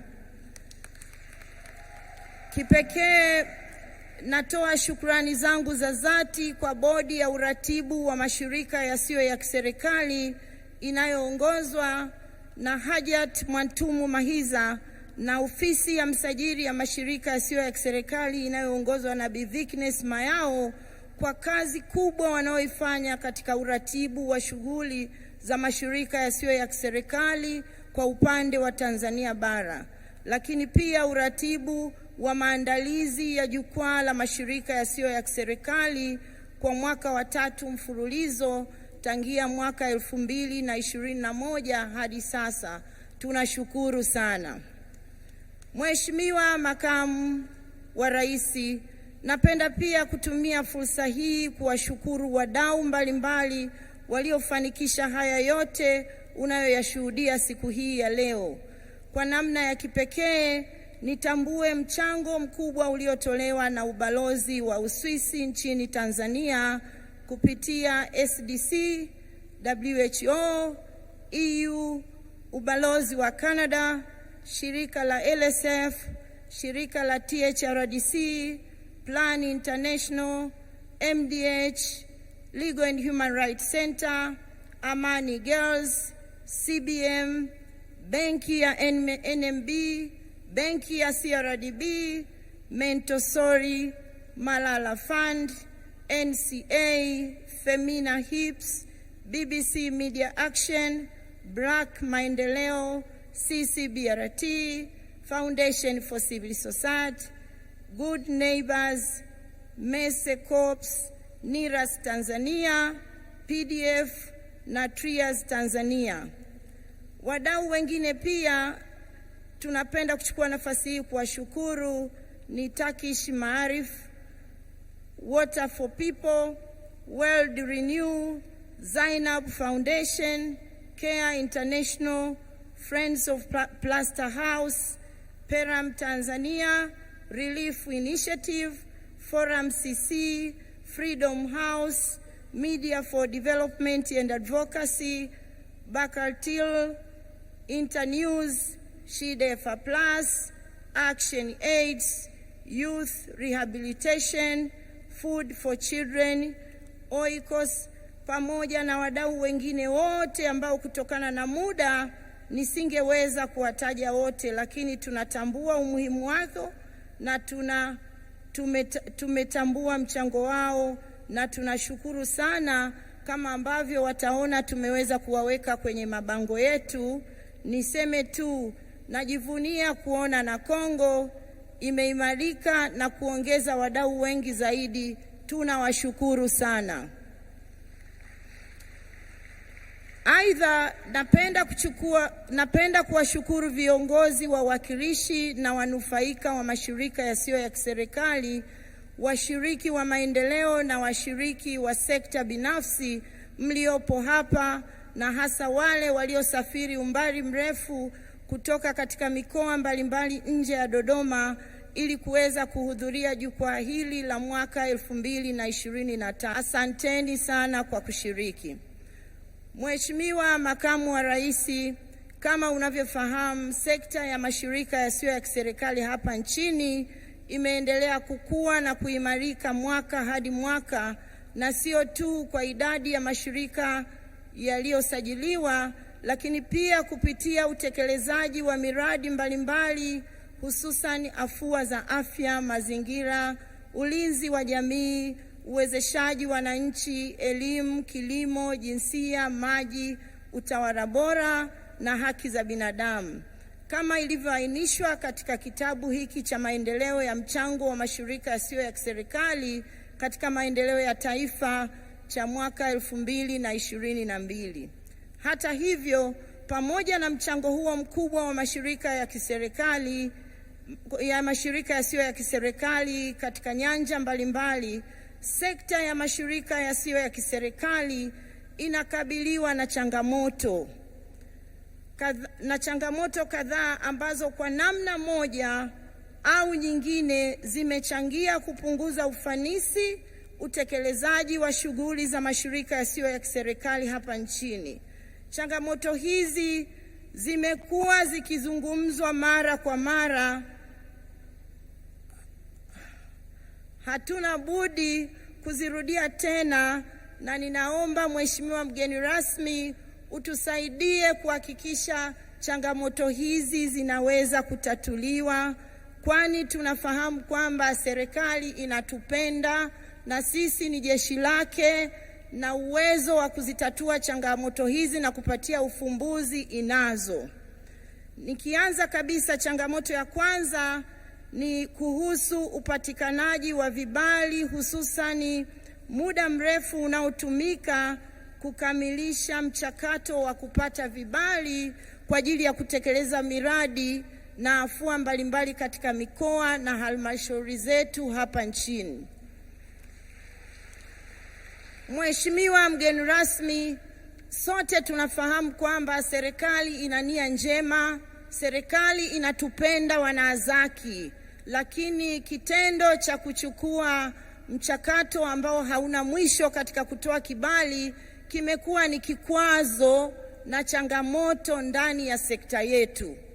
Changamoto ya pili inahusu vigezo vya upatikanaji misamaha ya kodi, charitable status, kwa mashirika yasiyo ya kiserikali, ambapo baadhi ya mashirika yamekuwa yakiwakilisha maombi ya kupatiwa misamaha ya kodi bila mafanikio na pasipo kupatiwa mrejesho wa sababu za kushindikana kwa maombi husika. Mheshimiwa mgeni rasmi, naomba tunukuliwe kwamba tunatambua mchango wa mamlaka ya kodi kwenye sekta ya azaki.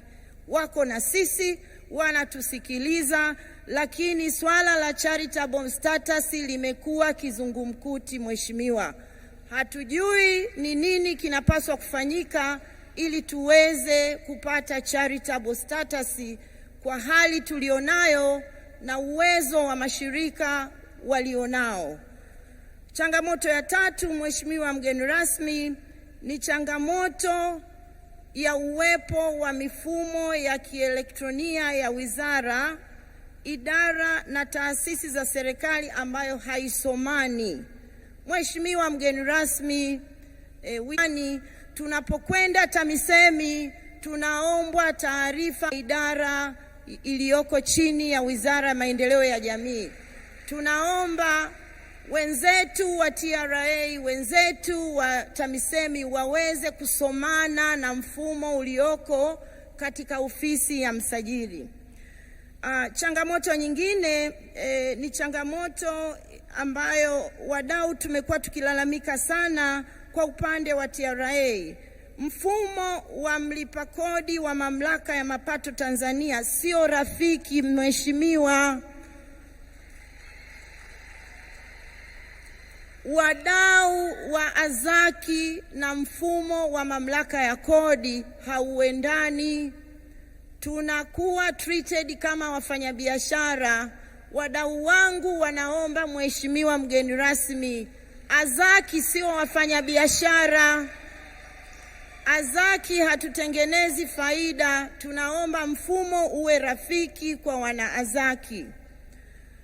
Changamoto nyingine, Mheshimiwa mgeni rasmi, ni baadhi ya mashirika yasiyo ya kiserikali, mashirika ya kimataifa kutozingatia utekelezaji wa kifungu cha 31C cha sheria ya mashirika yasiyo ya kiserikali sura ya 56 ya sheria za Tanzania, kinachoyataka mashirika yasiyo ya kiserikali ya kimataifa yajengee uwezo mashirika ya ndani kutekeleza afua mbalimbali.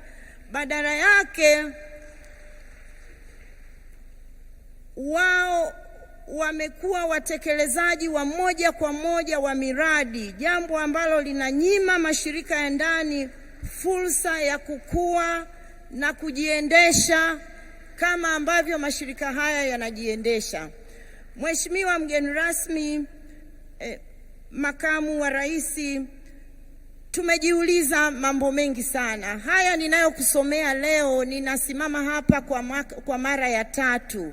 Nilisoma mwaka 2021, nimesoma mwaka 2022 na nimesoma mwaka 2023. Sasa wadau wangu wananiuliza, mwenyekiti, tunaongea na watu sahihi katika muda sahihi? Tunakuomba Mheshimiwa makamu wa rais, tufanyie jambo. Haya yote serikali inayaweza. Mheshimiwa makamu wa rais, kama ambavyo serikali imefanikiwa kutatua changamoto mbalimbali katika sekta ya afya, elimu, kilimo, mifugo na uvuvi pamoja na maeneo mengine, ni matumaini yetu makubwa kuwa changamoto hizi zitafanyiwa kazi ili kujenga mazingira rafiki na wezeshi kwa mashirika yasiyo ya kiserikali kuendelea kufanya kazi kwa ufanisi kwa ajili ya maslahi mapana ya wananchi wa Tanzania na taifa kwa ujumla. Kwa upande wetu, Mheshimiwa mgeni rasmi, makamu wa rais, tunaahidi kuendelea kushirikiana na wizara yenye dhamana ya mashirika yasiyo ya kiserikali kupitia ofisi ya msajili wa mashirika yasiyo ya kiserikali, na kwamba tutaendelea kutekeleza majukumu yetu kwa kuzingatia sheria, kanuni na miongozo na uratibu wa mashirika yasiyo ya kiserikali na sheria nyingine za nchi. Mheshimiwa makamu wa rais, kwa kumalizia, ni kushukuru sana kwa kukubali kujumuika nasi leo. Tumejiridhisha pasipo shaka kuwa serikali yetu inatambua mashirika yasiyo ya kiserikali, kwani kwa miaka 3 mfululizo tumepata viongozi wakuu wa nchi kutusikiliza, kuzungumza nasi. Hili ni la kujivunia na kujipongeza kama serikali yetu sikivu. Tunatumaini hata changamoto hizi zito tumeziwakilisha kwenu. Tunaomba ufahamu kuwa mashirika yasiyo ya kiserikali tunatambua kazi kubwa inayofanywa na serikali ya awamu ya 6 chini ya uongozi mahiri Rais wa Jamhuri ya Muungano wa Tanzania Dr. Samia Suluhu Hassan, hasa katika kuwaletea wananchi maendeleo. Tunaomba sana ukamsalimie mama, mfikishie salamu zetu Mheshimiwa Rais na umwambie tunampenda sana. Asanteni sana kwa kunisikiliza.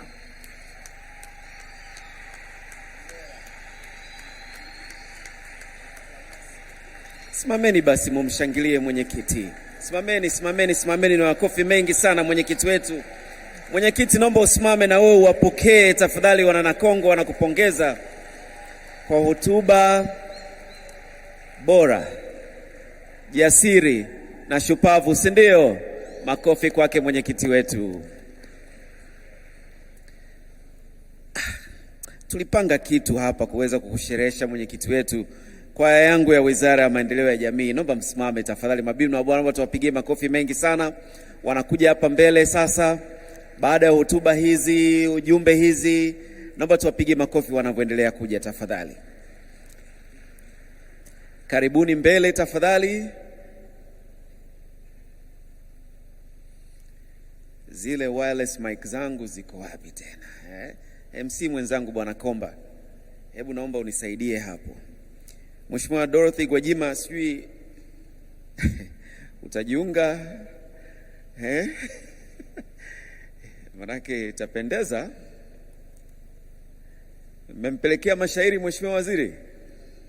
Mabibi na mabwana, Mheshimiwa mgeni rasmi, mbele yako kuletea burudani, elimu na kusherehesha hafla hii ni kwaya ya Wizara ya Maendeleo ya Jamii. Tuwapige makofi mengi sana.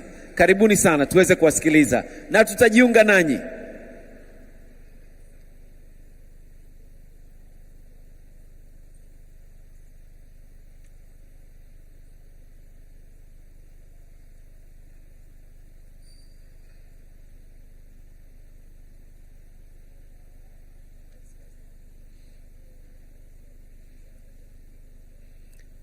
Haya, studio, twende kazi. Mimi na hamu sana kuwasikia.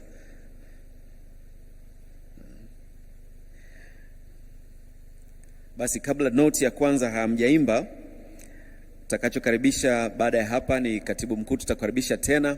Tunaona lile bango kule nyuma linasema ramani ya kidijitali ya utambuzi wa NGOs Tanzania. Utakuja kutupa maelezo na kisha baada hapo kuweza kumkaribisha Mheshimiwa Dr. Dorothy Gwajima, Mheshimiwa mbunge na waziri wa maendeleo ya jamii, jinsia, wanawake na makundi maalum, ili yeye aweze kutoa neno lake na kisha baada hapo kumkaribisha Mheshimiwa mgeni rasmi ambaye atatuhutubia na kutuelekeza moja kwa moja kwenye uzinduzi wa mfumo wa ramani ya kidijitali na pia zoezi la kutoa tuzo na vyeti.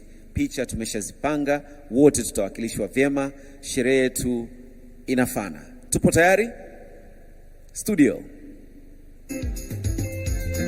Makofi mabibi na bwana. Twendeni nao. Taratibu. Tunatambua mchango mkubwa unaotolewa na NGOs. Tunatambua mchango mkubwa unaotolewa na NGOs. Tunatambua mchango mkubwa unaotolewa na NGOs. Tunatambua mchango mkubwa unaotolewa na NGOs. Pongezi kwake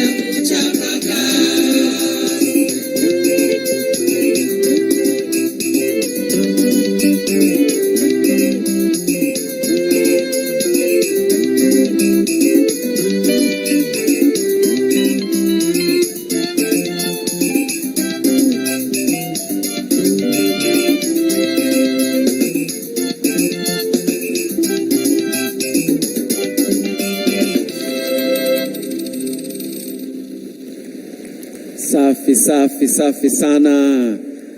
Makofi mengi kwenu, hongereni sana, imependeza sana, wimbo mzuri kweli. Na hongereni sana. Naomba tafadhali choir master. Choir master naomba upande hapa juu. Njoo bana tuzingatie kidogo. Mambo mazuri. Naomba tuwapigie makofi mengi sana. Maneno yanasemaje, tuzingatie nini?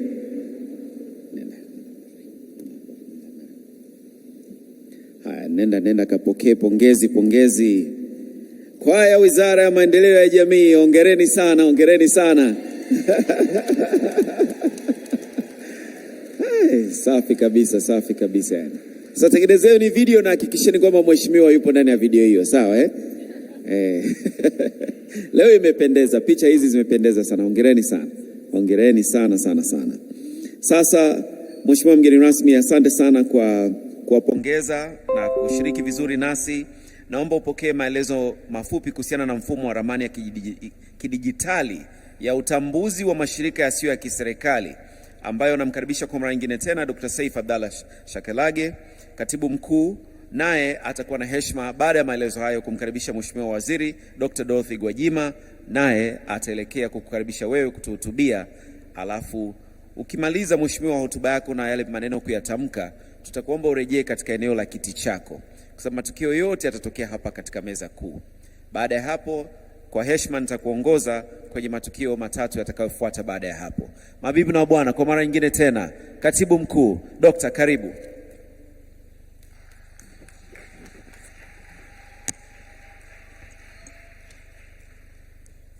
Mheshimiwa Makamu wa Rais wa Jamhuri ya Muungano wa Tanzania, naomba nichukue muda huu mchache kuweza kutoa maelezo mafupi kuhusu ramani ya kidijitali ya utambuzi wa mashirika yasiyo ya kiserikali, ambayo wewe Mheshimiwa mgeni rasmi punde utazindua mfumo huo.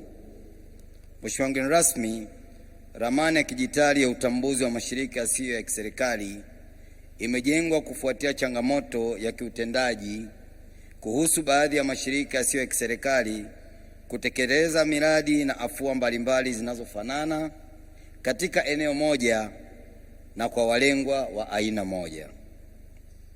Mheshimiwa mgeni rasmi, kutokana na changamoto hiyo, Mheshimiwa Waziri wa Maendeleo ya Jamii, Jinsia, Wanawake na Makundi Maalum alitoa maelekezo ya kufanya utambuzi wa mashirika yasiyo ya kiserikali ili kutatua changamoto hiyo.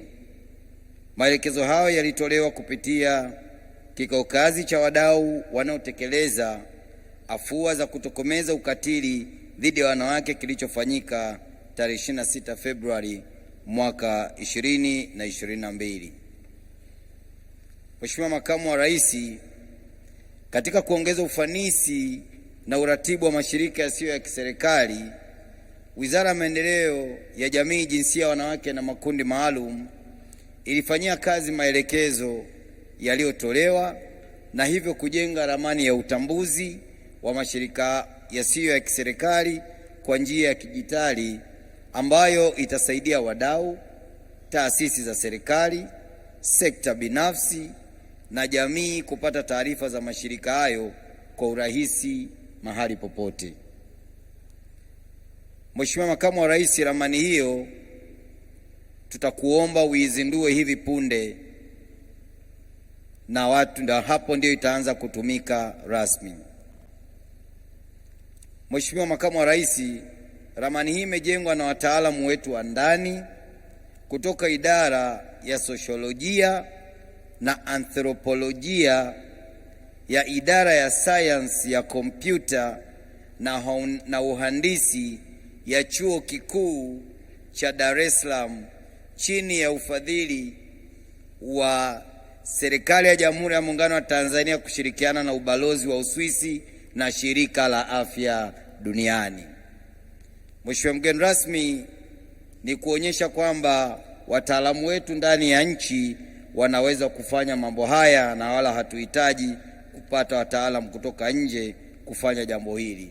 Tunawashukuru sana na naomba tuwapongeze sana wataalamu kutoka Chuo Kikuu cha Dar es Salaam.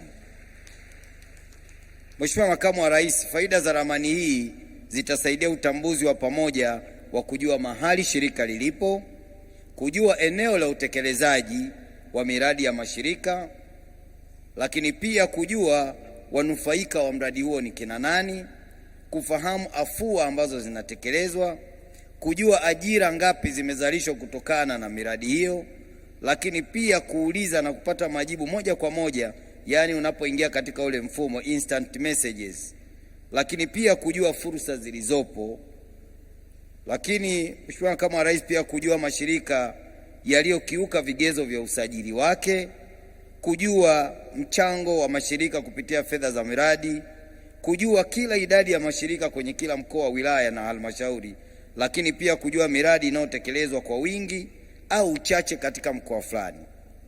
Mheshimiwa Makamu wa Rais, hii itasaidia sana kwenye ngazi ya wizara, lakini pia kushirikiana na wizara nyingine, kwa sababu watakuwa wanaona kuweza kuzipanga mashirika haya kwenye maeneo ambayo mashirika ni machache na maeneo ambayo pia kuna uhitaji mkubwa.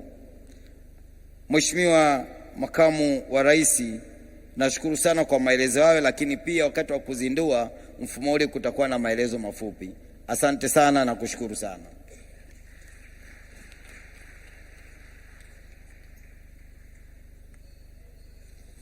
Mheshimiwa Makamu wa Rais, naomba nimkaribishe Waziri Mheshimiwa Dorothy Gwajima, Waziri wa Maendeleo ya Jamii, Jinsia, Wanawake na Makundi Maalum. Karibu sana Mheshimiwa Waziri. Makofi, makofi, shangwe na vigelegele kwa waziri wetu. Nasikitika tu kupewa microphone, nilikuwa na hamu nisikie sauti yake na yeye. Lakini labda tutamkufundisha yale maneno katika ule wimbo. Karibu sana Mheshimiwa. Asante sana MC. NGO safi na Kongo oye, Azaki oye. Mheshimiwa mgeni rasmi wetu, Makamu wa Rais wa Jamhuri ya Muungano wa Tanzania safi. Punga mkono kwake kama unasema safi. Nyosha mkono namna hii. Dr.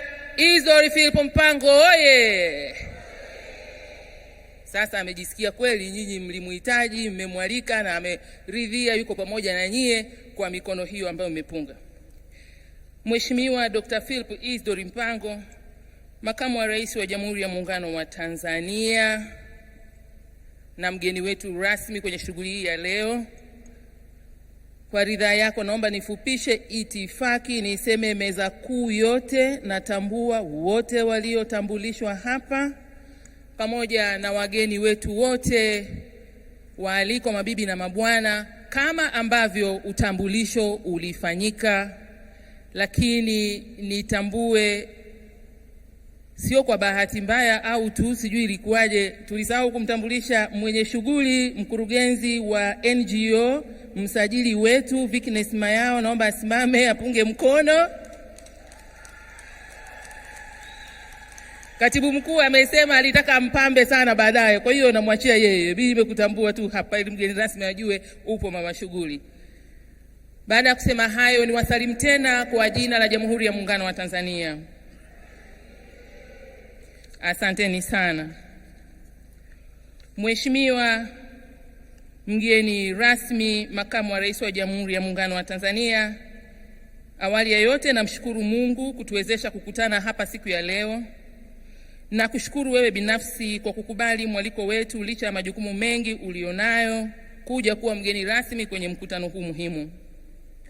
Mheshimiwa mgeni rasmi, katika kusimamia sekta ya mashirika yasiyo ya kiserikali yani NGOs, wizara yangu imekuwa ikishirikiana kwa karibu na wizara zingine za kisekta, ambapo baadhi ya viongozi wa sekta hizo wako hapa pamoja nasi na walijitambulisha, mawaziri na manaibu waziri walioweza kufika.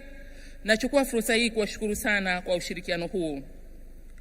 Mheshimiwa mgeni rasmi, nachukua fursa hii kutoa pongezi nyingi kwa uongozi wa Baraza la Taifa la Mashirika Yasiyo ya Kiserikali chini ya mwenyekiti wake Dr. Lilian Badi, katibu mkuu wake Bwana Revocatus Isono, pamoja na wajumbe wa baraza kwa ushirikiano walioipatia wizara hii kupitia ofisi ya msajili wa mashirika haya kwenye kuandaa jukwaa hili la mwaka 2023.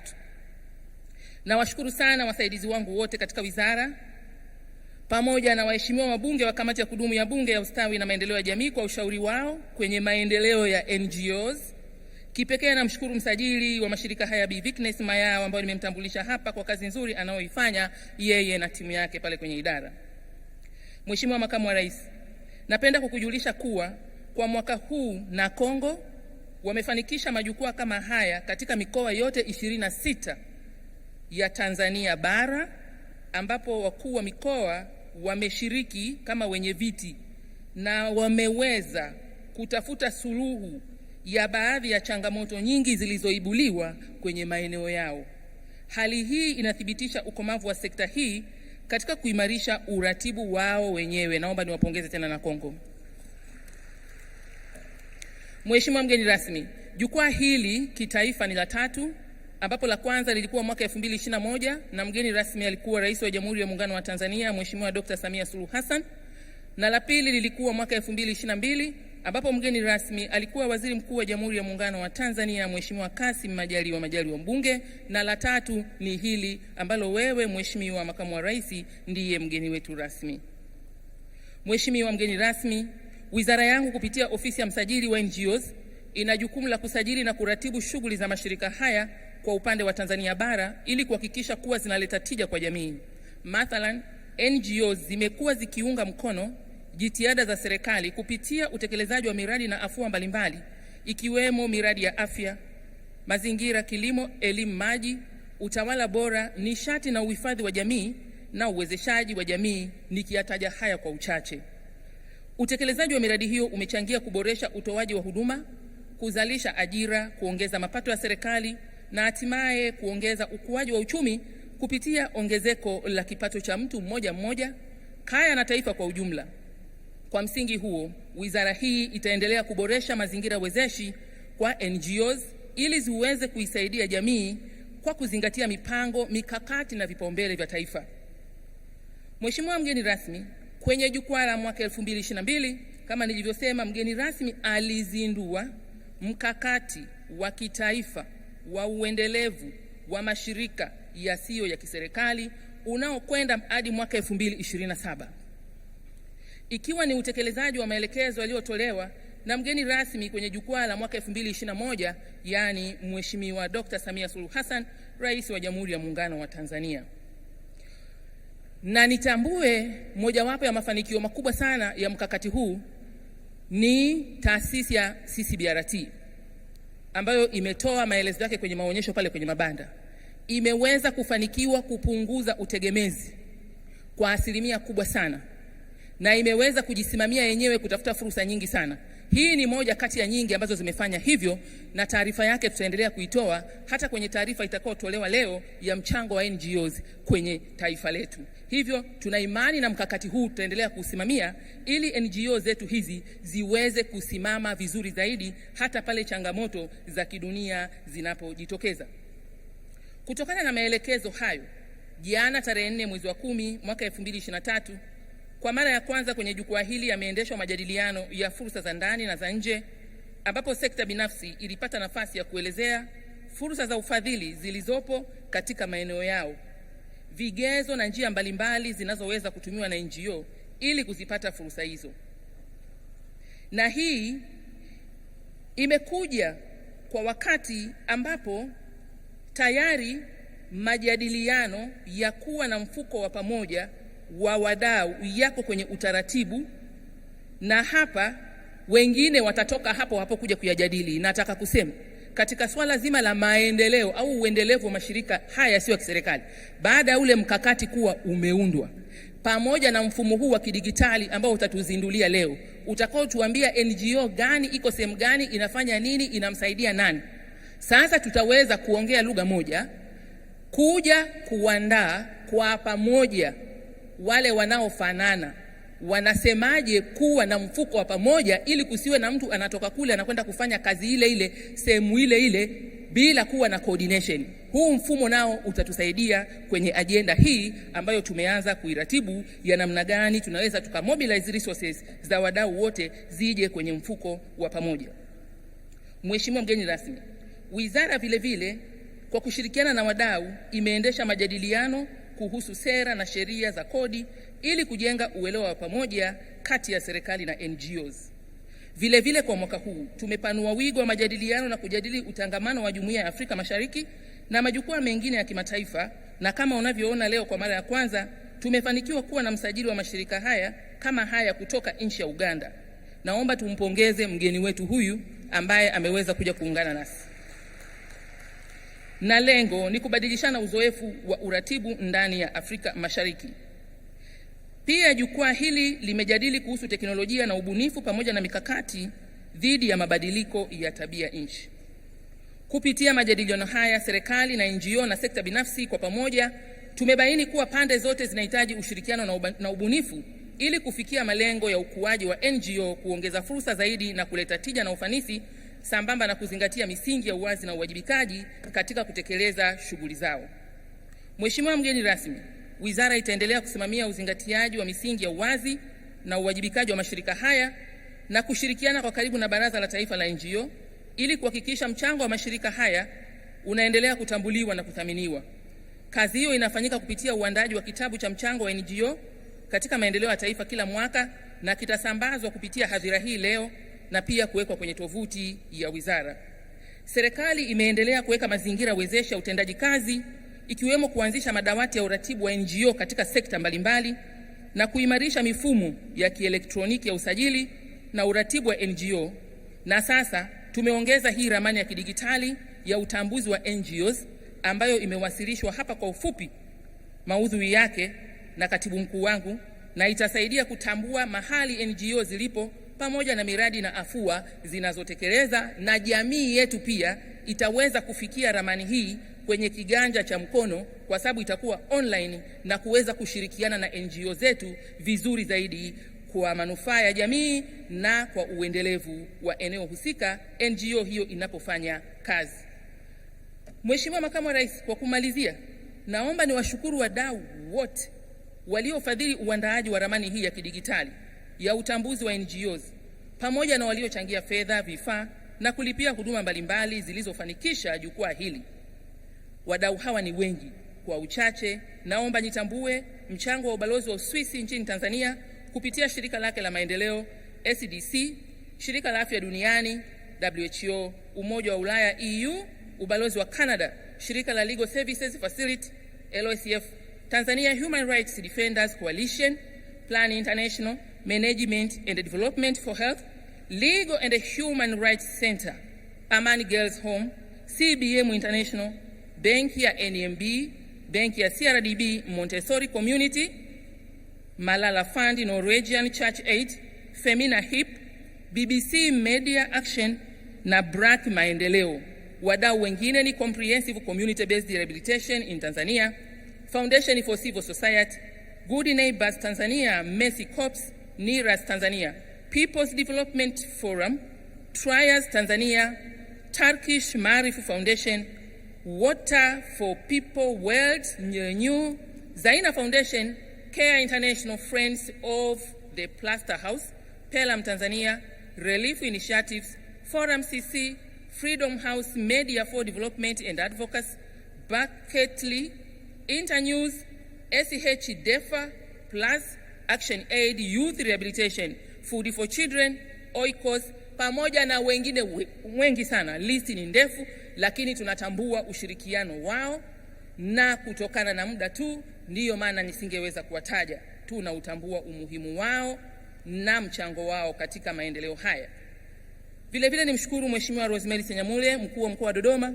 Amekuwa mama mahiri sana katika kuhakikisha anashiriki matukio ya sekta zote, analeta timu yake na rasilimali zake. Kwa kweli yeye naye ni sehemu muhimu sana kwenye mafanikio ya sekta zote hizi. Baada ya kusema na kuthamini mchango wa mashirika yasiyo ya kiserikali. Mheshimiwa Makamu wa Rais, hivyo kwa siku ya leo tunapenda kutoa tuzo na vyeti kama ifuatavyo. Mheshimiwa Makamu wa Rais, kwanza kabisa tunaomba kwa heshima na taadhima tuitoe tuzo hii ya kwanza kwa Mheshimiwa Dr. Samia Suluhu Hassan, Rais wa Jamhuri ya Muungano wa Tanzania, kwa kuwezesha Tanzania kuandaa mkakati wa uendelevu wa mashirika yasiyo ya kiserikali ili kuimarisha ubia kati ya serikali, sekta binafsi na mashirika hayo. Naomba meza kuu tusimame kwa mara nyingine tena. Mheshimiwa Waziri, naomba tafadhali umkabidhi Mheshimiwa mgeni rasmi tuzo hiyo. Tupige makofi mengi sana sana sana sana.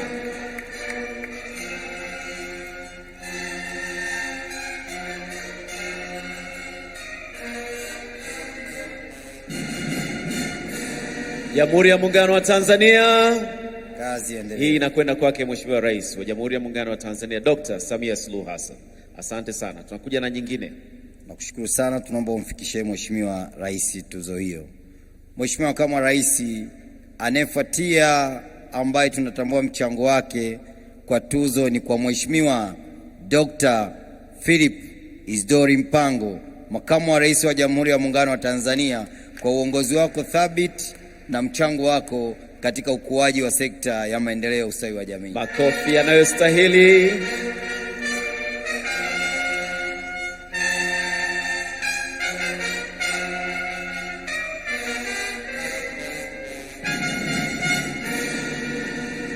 Hongera sana Mheshimiwa mgeni rasmi, na kwaya nao mwe mnachombeza kidogo pia, sawa eh? Mheshimiwa Makamu wa Rais, tuzo nyingine tunaomba umpatie Mheshimiwa Kassim Majaliwa mbunge, Waziri Mkuu wa Jamhuri ya Muungano wa Tanzania, kwa mchango wake katika uratibu wa mashirika yasiyo ya kiserikali na kusimamia uanzishaji wa madawati. Kwake Mheshimiwa Waziri Mkuu, makofi, shangwe.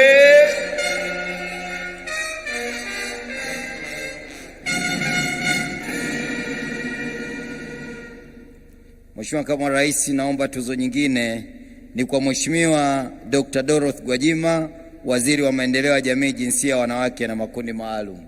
Vigelegele, shangwe na makofi.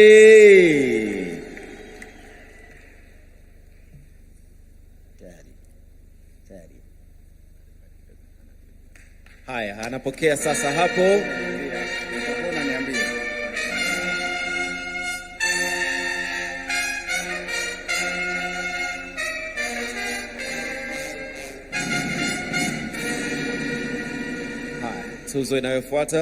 Tuzo inayofuata ni kwa Mheshimiwa Rosemary Senyamule, Mkuu wa Mkoa wa Dodoma, kwa kuwa mwenyeji wa jukwaa la mashirika yasiyo ya kiserikali. Mheshimiwa Mkuu wa Mkoa, oye! Hongera sana mkuu.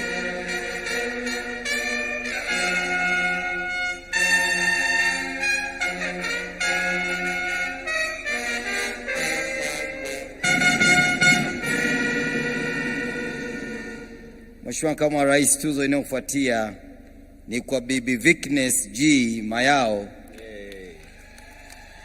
Naomba Mheshimiwa Makamu wa Rais, dada Viki kwa kweli ni mchapakazi, amefanya mambo makubwa sana. Hii unayoona yote ni kwa ajili yake.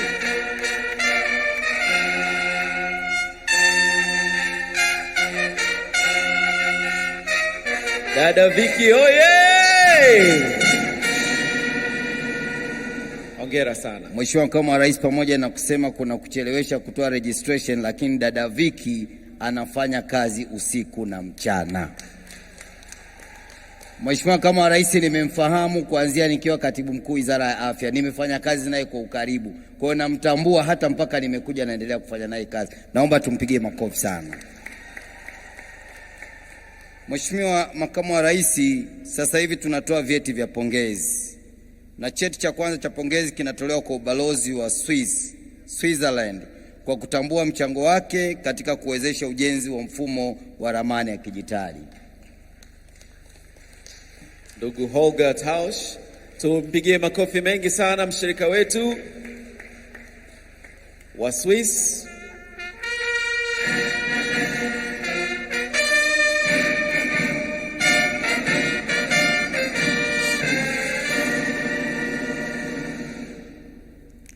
Mheshimiwa Makamu wa Rais, cheti kingine kinatolewa kwa Shirika la Afya Duniani kwa kutambua mchango wao katika ujenzi wa mfumo huu wa ramani ya kidijitali.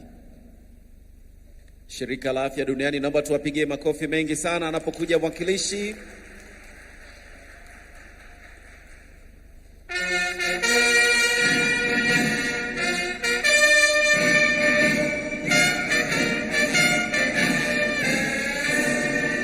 Asante sana Dr. Charles Sagoe Moses kwa kupokea kwa niaba ya WHO. Mheshimiwa Makamu wa Rais, cheti kingine tunatoa kwa shirika lililotenga bajeti maalum kuwezesha jukwaa la mwaka la mashirika yasiyo ya kiserikali ambao ni Umoja wa Ulaya EU kwa kutambua mchango wake huo. Mheshimiwa Emilio Rossetti, karibu mbele. Tupige makofi mengi sana tafadhali kwa EU.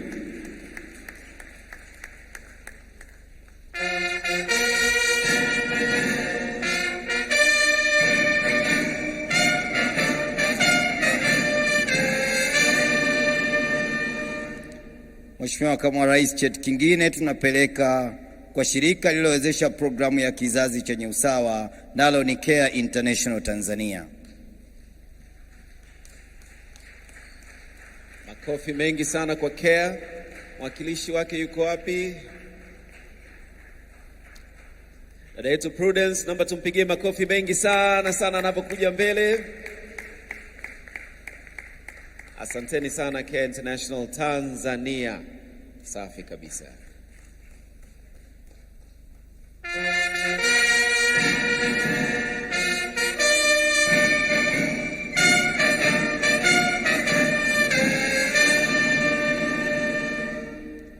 Mheshimiwa Makamu wa Rais, sasa hivi ni kundi la mashirika matatu yaliyojengea uwezo wa mashirika madogo. Nalo la kwanza ni shirika la Legal Services Facility.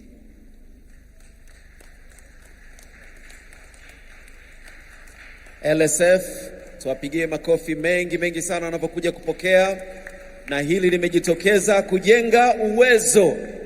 Hongereni sana Legal Services Facility. Okay. Na naomba anaofuatia itakuwa ni shirika la Foundation for Civil Society.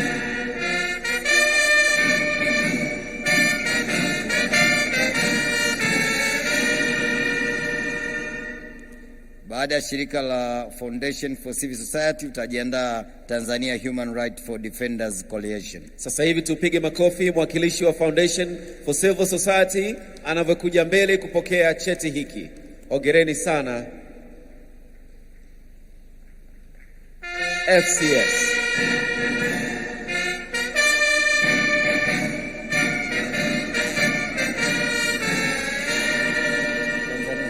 Tanzania Human Rights Defenders Coalition ndio hao wanakuja mbele hivi sasa. Naomba upite mbele upokee Bwana Ole Nguruma. Hongereni sana sana sana sana.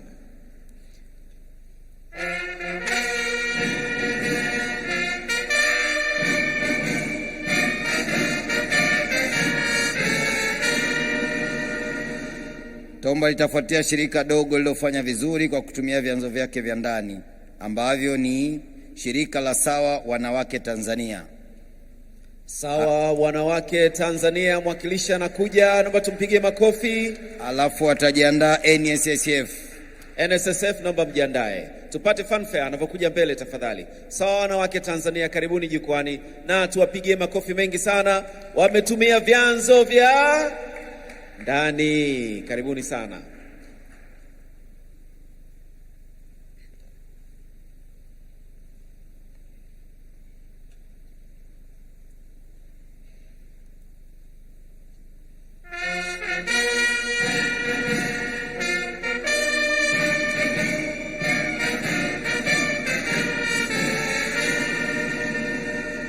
Na sasa tupige makofi mengi yanayoambatana na yo NSSF. Karibuni mbele tafadhali, nanyi mpokee cheti chenu.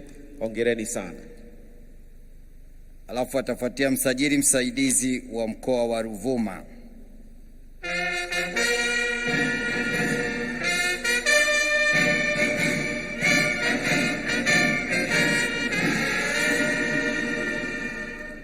Mheshimiwa Katibu Mkuu, mweleze kidogo. Mheshimiwa Makamu wa Rais, zawadi hii ambayo cheti hiki cha mwisho kinatolewa kwa Bi Xaveria Mlimira, msajili msaidizi wa mkoa wa Ruvuma, kwa kuwasilisha taarifa za utendaji wa kazi wa mashirika yasiyo ya kiserikali kwa kila robo ya mwaka bila kukosa. Wakina mama oye!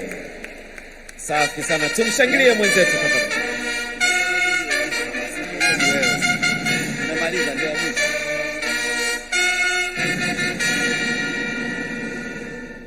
Tunafanya hivyo ili wakina mama wengine wahamasike na watendaji wengine wote waweze kuhamasika. Tuwapigie wote makofi waliopokea vyeti, mabibi na bwana, pamoja na kupokea